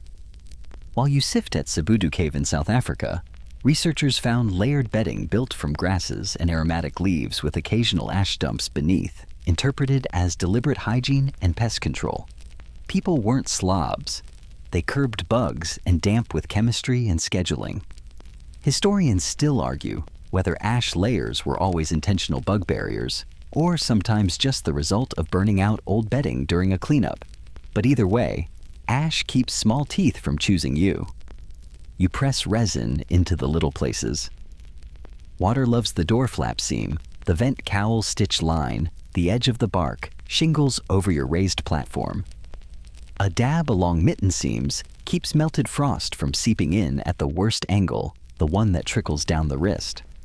On the rock side, you paint a thin smear of clay where sparks could flirt with the hide, then ash over at double insurance. Your lampstone gets a tidy scrape so old fat doesn't go rancid and sing rude songs while you sleep. Bugs test the edges so you defend with scent and smoke. An hour before bed, you throw a twist of green spruce or juniper on the coal's fragrant smudge that asks midges to choose a different restaurant. You tilt the vent wide for that part. You're not marinating in smoke, just painting the room with a thin, sharp line the insects don't love. You rub a ghost of wood ash along your ankles and wrists. Less scent, more grit. If a flea manages the cloak's perimeter, it meets a minefield. Quirky but proven in your camp. Tuck a bundle of strongly aromatic needles near the pillow. It turns the bed into a conifer daydream and gives tiny biters the ick. Food scraps never sleep inside. Bones you plan to crack tomorrow live in a lidded cache downwind, masked with ash and wrapped in bark, so their perfume doesn't write a midnight invitation. The cooking pit's draw side gets a skim of ash and a covering slab after dinner, because hot rocks are wonderful and raccoons in spirit are enterprising. Latrine. A polite stroll downwind beyond the cold air trench and out of scent's reach. You dust the path with a pinch of ash, as a reminder trails soft and visible by lamplight. You groom the bed zone like a temple.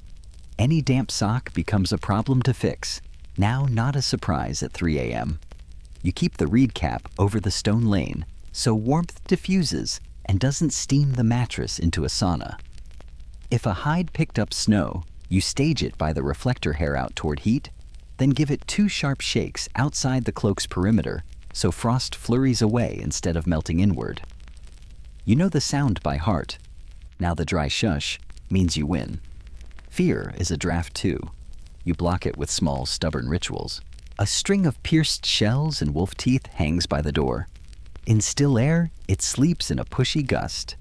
It clicks a little warning, your quiet door chime a charm with a job. At the bed's head, you draw a faint line of red ochre along the bark collar.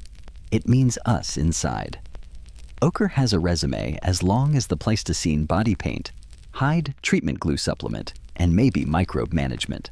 Historians still argue whether ochre's role by sleeping places was mostly ritual signal bug discouragement through chemistry or both. You're happy to multitask beauty and function tucked under the same color. The mind feels what the hands do, so you stage the night in motions that calm. You trace the ash ring with a fingertip complete. You tap the vent stick loose and friendly. You set the ember kit in its fungus cradle, breathing mouse. You check the 2-tap roll and 3-tap vent signal with anyone sharing the quilt agreed. You place your worry stone, that smooth pebble you warmed earlier, in its pocket by your shoulder. If thoughts try to gnaw you, roll it under your thumb and they lose interest.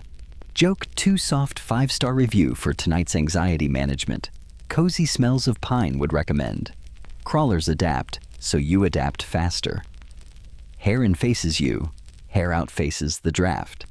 Any gap at the hip gets a grass sausage pressed into it, so drafts can't tunnel.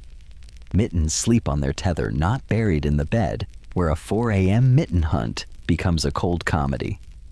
If you share U-shingle hides like tiles and pin the top layer with one hand draped over it, no one wakes to a canyon. Your hot stones wear their reed jackets so they don't roast a spot damp. If someone starts to itch, you crack the vent, a finger swipe a dusting of ash under the edge of the hide where they sleep, and swap them toward the ember side to steam dry whatever mischief tried to bloom. Mainstream anchor zoomed outward birch bark tar appears at Neanderthal and early modern human sites, made by heating bark in low oxygen conditions, used as glue, but carrying antibacterial notes. Conifer resins and smoke were also handy against microbes and pests. These are not sprays in bright cans. They're slow chemistries learned with noses and patience. Historians still argue whether early tars were brewed by simple pit methods or more controlled double container tricks. The debate has strong opinions, but either way, sticky science keeps seams honest and bugs humble. Fringe, but field tested on a long camp. A thin braid of nettle or fiber dusted with ash, stretched across the entry threshold, seems to discourage certain diligent ants from crossing. Maybe texture, maybe taste, maybe your stern glare. You leave it because it works, and because the door looks like it's wearing a tiny belt, and that amuses you. You keep one last broom, a goosewing smoke whisk, for shooing lazy eddies back to the baffle road, and a twig brush for flicking the odd crawling idiot back into the natural world. The brush lives handle out by the head, so you don't fumble and turn tools into confetti. Your lamp is trimmed, so the flame is small and blue-edged. Less soot, less gossip for the smoke shelf. Water snow sits in a bark scoop for fingertip tamps on flirtatious embers, not for dousing. You never make your own weather worse by panic. Joke 3 as you survey the tidy world you built. If a mosquito writes a review, may it say, 0 stars, room too dry staff, too organized music, too soft, would not return. By now, warmth hums and damp sulks. The resin seams hold the ash ring, glows pale like a moat. The vent sips the baffle guides, and the plant mattress smells faintly of cathedral needles. Your cloak's outer hairs crunch with a touch of frost that shakes off like sugar. The inside is a calm sleeping pelt. Outside, the dark mouths the shelter and finds no seam. Inside, you've convinced the night that you are unappetizing to bugs, uninteresting to damp, and serenely boring to fear. You tuck your jaw into the hood's rim, feel the footridge purr, and listen to the ash-lidded coals. Think small, warm thoughts. Whatever prowls the periphery can keep its opinions. You've drawn a circle. Inside it, only heat is welcome. Night has good manners only if you teach it some. You don't worship fear. You manage it like a polite project manager with a warm blanket. First task, watches. You divide the dark into ember lengths, not hours. Each watch tends the long hearth until the ash lid needs a nudge and the next hot stone graduates from the corral. You pair sleepers so no one wakes alone. Ember tender plus relief, then relief plus next, like links in a chain that glows instead of clanks. You keep the shift changes quiet. 2 taps on the reed cap, 1 soft mimium, because the goal is peace, not parade. Predators are readers. They read mess. So you erase your punctuation. Food scraps live downwind in a lidded cache, bark-wrapped, ash-dusted, weighted under a stone. The cooking pit gets capped with a flat slab and a gray whisper of ash. Because ash, our favorite bedtime magic, even blurs scent. You rub a film of fat and ochre on the cloak's outer hair. Not perfume, but a wind guard that also muddles your human smell a little. Fringe but useful trick you picked up from long camps? A thin ring of crushed juniper or spruce needles around the refuse spot, smoky and sharp, seems to suggest to nighttime noses that dinner moved away hours ago. Not a force field, a gentle lie. Fire is theater. Big flame brags to the hills, small ember tells only your hands. So you run the hearth, low, long coals reflector humming, and keep the lamp trimmed to that blue-edged whisper that doesn't scribble silhouettes on the hide wall. If a gust threatens to flaunt sparks, you thicken the ash lid and tuck the baffle's angle a finger deeper. Joke one murmured to your own good sense, tonight's vibe is cozy library, not signal flare. Mainstream anchor. While the coals settle bones in European cave deposits, where the teeth of Pleistocene. Neighbors cave hyena, cave lion wolf, and many caves show alternating layers of bear-bedding hyena dens and human hearths. People and predators, time-shared landscapes, and fire and planning helped your kind hold safe space on long winter nights. Historians still argue whether the glare and crackle of fire mostly repelled big carnivores or sometimes attracted cautious scavengers. But every repeated hearth lens says the same thing. Controlled flame plus tidy camps equal longer, quieter sleep. You design quiet like furniture. Boots are upside down in the cold annex.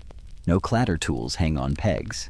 No roll, and the ember rake rests, handle out with a notch, ready to spoon a coal. The door flap gets a tiny toggle so it doesn't gossip in a gust. Your shell and tooth chime at the entry, a favorite from section 12, hangs low enough to click if a curious paw noses through. And because the mind is the loudest animal, you give it something gentle to do on each watch.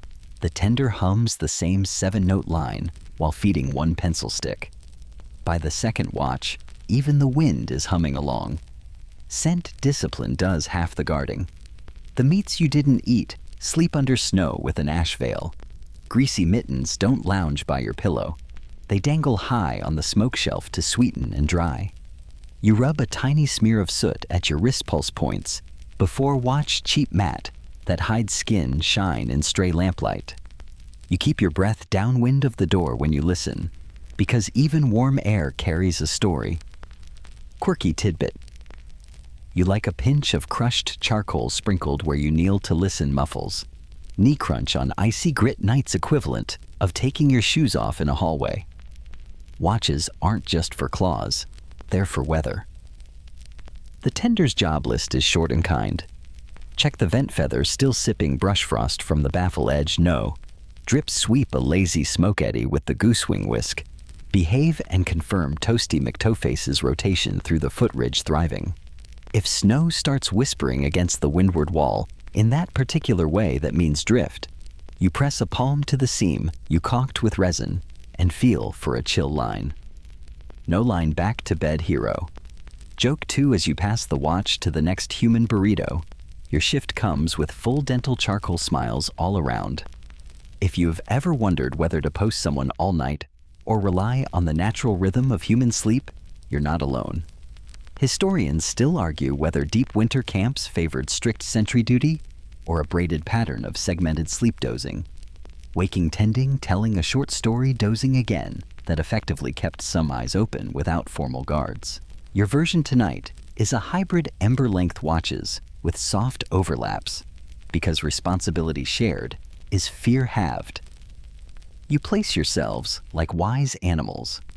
The heaviest sleeper, we all know him, goes farthest from the door and wears the mitten tether. The light sleeper with good ears keeps the entry. The elder who wakes gently takes the middle where a quiet pat steadies the core. Children and injured are downwind of the lamp where the air's clean and the glow is steady. Everyone has a job title you say out loud because titles make small bravery feel official. Ember captain, vent whisperer, door ear, tow controller. Yes, there is a badge. No, it is not flame-proof. Predator math is simple. Deny the easy story. You keep silhouettes low, smells, dull scraps away, and alarms subtle. If you're in open country, You pull a circle of thorny brush around the lee side of camp, your own quiet zareba, and lean a few dry deadfall branches across game trails near the door so anything big announces itself with a crack instead of a surprise face. If you're in fir woods, you lay a fringe of twig trip lines just a few at ankle height, hung with a birch cone or a pebble tied to rattle. They won't stop a bear. They will wake an ox-sized snorer. And that, friend, is progress. Mainstream anchor number 2, purring in the background on the mammoth step rings of bone-stacked skulls and heaps of burned bone hint at deliberate perimeters and controlled fires near sleeping zones architecture that made night kinder. Historians still argue whether those bone rings were windbreaks, meat racks, or symbolic frames. Even so, hides over bones change the night weather, and predictable hearths anchor predictable sleep. There's a behavioral layer to safety you like better than any fence you make. The camp predictable to its own people. Everyone knows where the coal rake lives, which stone is pillow hot and which is foot hot, which stick signals a vent tweak, which tap means roll. Predictability shrinks the universe of panic. If the shell chime ticks the door ear, sits up the vent.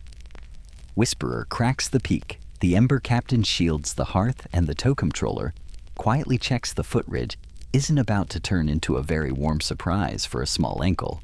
It's choreography, but sleepy ballet in slippers. Fringe, but you've seen it help you dust a thin lane of ash 10 paces beyond the door before dusk, then leave it alone. At dawn, that pale ribbon records the night's gossip fox scribbles hair commas, perhaps a padded ellipsis of something larger. You don't patrol at midnight, you read at morning. Information is warmth tomorrow.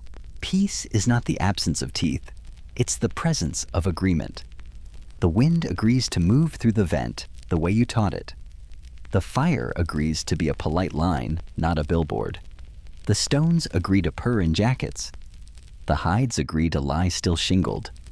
Your team agrees to trade the ember like a token, not a burden. You lie on your side back in the warm lane, cheek by the reed edge, and you listen to the tiny algebra of watchkeeping add up to zero drama. Joke 3 drowsy as the next tender brushes your shoulder, your turn to be heroic. The job description includes staring thoughtfully at a rock. You tuck your chin into the hood rim. The door's chime says nothing. The lamp draws a steady breath. The reflector writes its soft red paragraph onto your spine. Somewhere outside hyena or fox reads the wind for an easy story and doesn't find one here. Inside, the ember trades hands without ceremony. The vent sips and sleep returns like a trained dog, circles once and lies down where you left it. The night hasn't changed. You have by making it small, predictable, and bored with you. That's the secret piece of winter, not bravado, not hiding, just quiet competence repeated until even predators decide you're more work than you're worth. You ease the door flap, and there, 2 pale eyes catch the ember light. Not close, not far, curious as frost. You talk to winter's other expert on sleeping warm, the wolf that's halfway to dog. You don't call, you don't chase. You change the story the animal smells. The scraps are downwind and dull with ash. Your camp is tidy. Your fire is a red whisper, not a billboard. You sit sideways, make yourself smaller, and flick a meaty knuckle the size of a thumbnail. Not a bribe, a conversation starter. The wolf sniffs, melts backward into the dark, then comes forward grain by grain.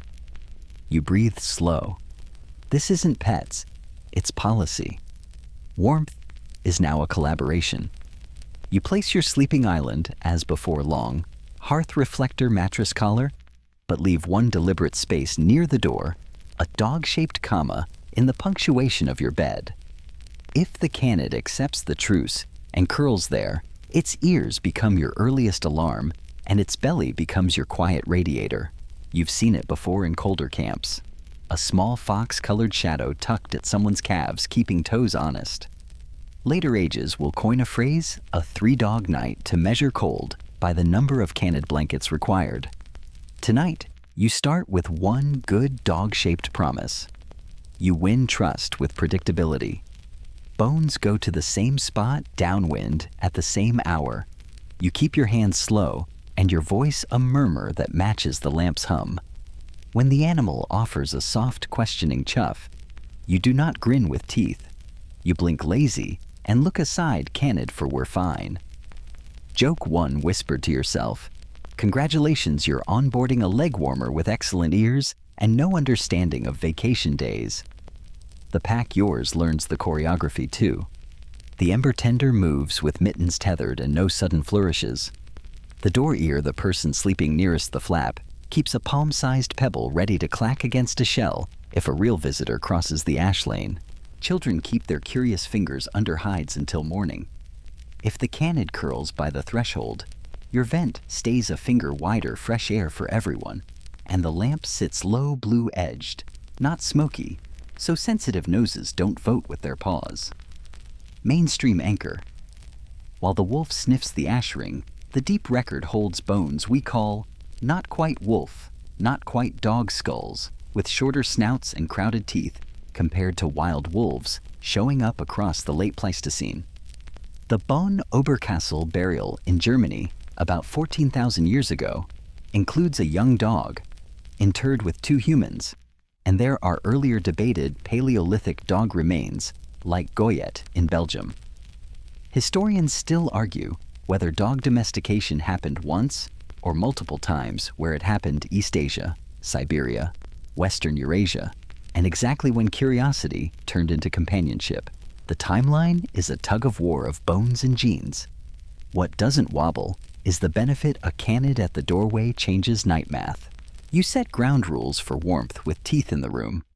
Food happens outside the sleeping collar, so no one negotiates over toes at midnight. The hot stones keep their reed jackets. The foot ridge is a no-scorch zone where a canidae can tuck without surprise geology. If the animal edges closer, you let it. If it tests your cloak hem, you gently reclaim the fabric and drop a piece of bark to sniff instead. Bark smells like camp without tasting like dinner. The animal learns the difference between near my bed and in my bed the way you learned the difference between bragging flame and ash-lidded ember. The payoff arrives in senses. A low growl at the flap replaces a shout. The dog picks up the footfall of a fox on wind-crusted snow, the sniff of a hyena 4 breaths sooner than you, the heavy-bellied hush of a winter bear. Long before the shell chime would consider its job. Your night watches relax by a thumb's width. Your ember tender hums a shorter song. On the warmth side, the animal's sleep heat pools at your calves, adding a small sun to the foot lane where Toasty McToeface already purrs under its reed cap. Joke 2 as the animal's tail thumps once against your boot. The toe controller just got a coworker welcome to the department. You remember stories from the painted caves and windy plains? A child's footprints alongside canid prints on a clay floor?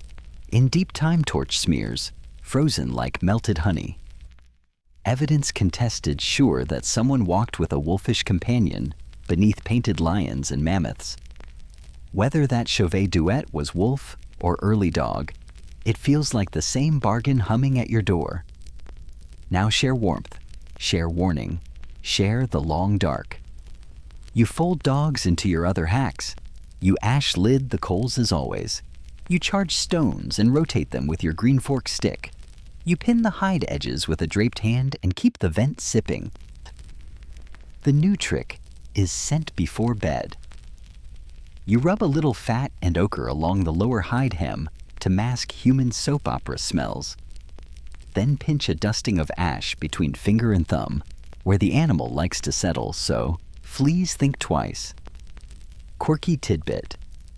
You found the hard way if you comb a shed tuft of underfur into the mattress collar at the foot, it becomes a draft dam that smells like friend to the dog and like stay out to the night. Feeding is warmth, but it's also politics. You don't hand over big bones you can't afford. You give gnawable leftovers and never let the animal practice taking food from fingers inside the sleeping collar. The hearth is for heat, not negotiations. If the canid chooses to sleep nose to door with tail over your shins, you accept the gift and do not wiggle your toes like mice. Boundaries make friendships long. Mainstream anchor zoomed to behavior ethnographic records from many cold-land peoples show dogs as sentinels haulers, hunting partners, and night warmers sleeping at the foot or between legs, a living blanket with an alarm system. Historians still argue whether Ice Age people in your corridor leaned more on such partnerships in winter or whether the relationship deepened later with sleds and settled camps. But your night answers the question with a warm, rhythmic sigh. You tune the vent for two species. Sensitive noses prefer clean air. Yours prefer warm. The compromise is a slimmer ash lid, less smoke, a steadier lamp, less soot, and a slightly wider peak vent with its bark cowl squared to the breeze. Your goosewing smoke whisk gets a new job, one soft sweep if the lamp's eddy drifts toward the doorway. You keep a bark scoop of water snow by the footridge so the dog can lick a quiet drink without trumping the bed. Joke 3 Sleep Soft Benefits Package now includes dental ice chips and unlimited ear scritches pending HR approval. There are risks, and you manage them like drafts. A stranger pack's scent at dawn may pull your partner outside and into trouble. You loop a light grass cord around a foreleg, and the bed's footrail enough to whisper, "Stay, not enough to hobble panic." You teach a food signal a click a hum, so you can trade a hot stone swap under the hide without also juggling a hopeful muzzle. You keep the ember kit sealed. A curious nose plus live coal is a romance you do not permit. Fringe but worth a test. A small low screen, 2 willow wands, and a hide scrap set just inside the door makes a dog-sized windbreak perch. Many animals prefer to sleep where they can see the draft and smell the world without paying in heat. Give them that stage, and they'll choose it over patrolling your belly. And in the morning, their fur rimmed in frost shakes clean with one cheerful shiver, saving your bedding from the damp. The night's equation changes. The door chime is now second violin. The ears by the flap are first chair. Your ember's schedule softens because you don't have to wake to every rumor in the wind. Heat builds quietly from stones, from stew, from hides, from shared breath, from a borrowed furnace with pause. You haven't tamed the wild. You've made a handshake with it that pays interest in hours slept. Historians still argue whether wolves approached camps as opportunists, and some stayed, or whether people took pups and raised them into partners, or whether both routes braided into one long leash of history. You don't argue. You work the night you have. The canid settles circles twice and tucks its nose under its tail, a comma of warmth at your feet. You ease your hood so your breath doesn't frost your collar. Slide a stone to the hip lane. Feel the reflector's soft red paragraph press your back and listen to the new layer in the chorus. A quiet dog snore syncopated with the hearth. If anyone asks tomorrow how you made winter blink first, you can list the tricks: ash lids, reed caps, stone lanes, mattress collars, vent cowls, and then add the simplest. You hired an animal with an alarm clock for a face and a blanket for a body. The stars outside keep their glittering opinions. The wind rehearses a complaint and forgets the words. Inside your calves hum with canine heat, your toes fraternize with Toasty McToeface, and your camp falls into that thick, generous hush that only arrives when the wild decides you are, for one night at least, part of its plan. Dawn doesn't kick the door. It glows through the vent like a shy idea, and you meet it with a checklist instead of a flinch. First move, save the night's work. You slide a palm under the reflector and lift out the ember kit, the fungus cone still warm as a mouse, and nurse it with a breath until it brightens. That coal is a passport. You'll stamp it into tonight's camp so you don't pay tomorrow's ignition tax. You rake the long hearth into 2 neat stories, a living seam of coals you'll scatter for breakfast flame, and a hush of ash you'll keep as a lid for the next night. Joke 1 Croaky with sleep. You're basically an accountant, but the numbers are all warm. You walk the room you made. Vent first. Frost halo on the cowl brush. Baffle rim iced flick. Intake slit, still the width of a thumb. Good. Door chime quiet better. You press the hide seams where resin kissed them last night. No cold line sneaks through. The lampstone gets a quick scrape. Old fat gone, no rancid memoirs. You sweep the smoke shelf with 2 lazy strokes of the goosewing whisk and watch a sleepy eddy remember where it belongs. Then the bed. You sit hip second-guessing the world and read the mattress-like tracks. Damp spot at the shoulder. Flip the reed cap end for end. Grass crushed at the foot ridge fluff and rotate. You lift the bark shingle at one corner, dust a whisper of ash under the plant layer, your tiny gray moat renewed. A stone in the lane still purrs. Good thermal mass is the friend that keeps texting you up long after the party. You tuck that one aside for the hip in tonight's second act. Breakfast fire is proof of yesterday's good decisions. You pinch the ember from the fungus cradle into a nest of birch curls and shredded grass, add a resin-kissed twig, and breathe until orange writes its shy letter back. The long hearth becomes a short bragging flame for a moment tea, a little fat, a celebratory crack in yesterday's last bone, then returns to the slow, ash-lidded personality you trained it to keep. Mainstream anchor. While you sip at many Ice Age living floors, archaeologists find hearths reused in the same footprints across layers, lenses of ash, charcoal-cracked stone repeating in place evidence that people didn't just burn. They remembered exactly where warmth worked and came back to it. Historians still argue whether winter bands sat tight for whole seasons or hopscotched every couple of weeks to chase fuel and game, but your playbook works in both. Carry ember read, land rebuild, the warm lane fast. You audit clothing like a quartermaster with kind hands. Base layer dry. If not, it gets a steam appointment on the smoke shelf. Hair out shell frosted. Shake it outside the collar so crystals flurry into the light and not into your bed's future. Footgrass. Swap in the dry bundle you tucked under the rail last night. The damp bundle goes high to become tomorrow's dry. Mittens do the same little commute. The hood rim gets a thumb of fat and ochre along its seam wind guard and humble glamour. And the cloak's lower hem earns a fingertip of resin where drips once nosed in. You restock the station like a cafe opening its doors.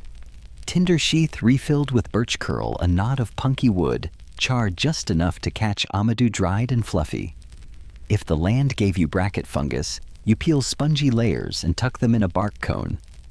If not, you char a clutch of cattail down in a lidded pot, so it turns into soft black lightning. Quirky tidbit. You grin about some travelers, thread tiny rolls of amadou onto a cord, a coal necklace that can smolder one bead at a time. You haven't gone full jewelry, but the idea stays. The stone mitten returns to its peg. The coal rake's notch gets a quick check for splinters. The bark trivet sits ready for tonight's footsuns. You also read last night's story outside. 10 paces beyond the flap, your ash ribbon records. Gossip fox commas, hair cursive. A faint ellipsis from the canid who warmed your calves. No big pads, no clawed paragraph from a bear. Good. You rake a little drift off the windward wall and press the snow shoulder firm so the next gust glides instead of grabbing. If you plan to move camp, you knock the ash from the reflector stones and cool them in the snow. They'll travel better, and you quench every coal, dead except the one in your cone. If you plan to stay, you bank a new pile of dry sticks under the overhang where your arm can find them at midnight without inventing a slapstick routine. Knowledge becomes portable, so you teach it out loud. You run the playbook with your crew in the same drowsy cadence every morning. Land choice lee shoulder cold trench outside long hearth. Parallel to bodies, reflector stone or green logs. Lean inward mattress. Two-hand loft bark. Shingle reed cap. Grass collar vent and baffle intake thumb. Peak coin, leeward cowl stone schedule. Foot now hip, later signals. Two-tis roll, 3 taps, vent. Ash lids for coals and creatures' ember kit fungus. Breathing under the wall. It sounds like a chant. It is a chant. Joke 2, pointing at your head with the spoon. Welcome to the warmth department. We offer lifetime tenure and exactly 1 textbook, mostly gray and made of trees. You archive mistakes too.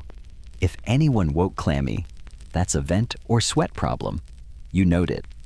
If a knee kissed a cold tunnel where hides parted, you add a grass sausage to tonight's edge. If smoke sulked at any hour, you tweak the baffle pitch and shift the chimney stone higher. If the dog tried to swap a hot stone for a bone, you build the little wind shelter perch by the door that keeps ears happy and toes unnegotiated. The playbook isn't stone. It's cattail, light adjustable good at holding shape once you twist it right. Mainstream anchor zoomed outward to season scale. Some mammoth step sites preserve stacks of burned bone, a fuel of last resort, where wood ran thin, hinting that winter camps codified fuel hierarchies and adapted fast. Historians still argue whether bone fires were everyday practice or crisis heat. Either way, the lesson's the same as your morning list. Write contingencies into the plan before the weather does it for you. You close with redundancy because that's what warmth eats. 2 ember kits, now 1 fungus cone on you. 1 punkwood hollow with your partner. 2 tinder sheaths, 1 at the hearth, 1 in a pocket. 2 charged stones cooling in the corral for tonight's foot lane. The ash bag bark folded into a tidy envelope rides near the door so you can redraw the moat. Douse the scent and hush the coals on command. Joke 3 packing up the bark envelopes and fungus jewels. We don't hoard treasures. We hoard solutions. When you shoulder your bundle or just straighten the shelter for another round, you feel the small empire you built hum under your palms. The room breathes because you taught it breath. The bed warms because you fluffed the weather into it by hand. The fire minds its manners because you gave it a script. You salvage heat from stone and from soup and from a canid's curl, and you write it all down in the only place that matters, the motions you'll repeat when the next sky goes iron and the wind starts sharpening its vowels again. Winter can posture. You've got a playbook and the patience to run it. Now the work tilts soft and you let it. The ember settles to a kitten hush. The shelter's baffle stops talking and simply holds its shape. Even the vent seems to yawn. You lie back for a minute longer than you need because minutes are cheaper at dawn and stare at the pale coin of light where breath becomes sky. The fur at your cheek is faintly frosted, easy to brush away. The mattress under your ribs remembers your shape without asking questions. The stone at your feet has given up its last polite warmth and sits there content to be a stone again. You drift through the rooms you built, but slower now, as if your hand is skimming them in a dream. The long hearth, a line of punctuation. The reflector, a quiet moon. The reed cap smoothing the bed like a palm. The ash ring, a soft necklace on the floor. The dog, if the night gave you one, stretches once and sighs a long ribbon of sound that unties the dark. Your belly holds the steady glow of stew. Your shoulders have forgotten their old habit of trying to be boulders. Your breath matches the room's breath in through the small door, out through the high mouth. Out beyond the hide, the cold is still practicing, being impressive. It will be there tomorrow and the next night and the next. But here you have taught the air a different song, and it has learned the chorus. When the wind scuffs the wall, it is only a hand on a drum. When the vent whispers, it is only your house reminding you that it is awake while you rest. So let the list fold itself smaller and smaller still, until it is only this warm breath hush. Let your eyes close to the color of lamplight on stone. Let your hands forget their names. Let sleep unspool like smoke and rise toward the little sky you made, and then thin out into nothing at all.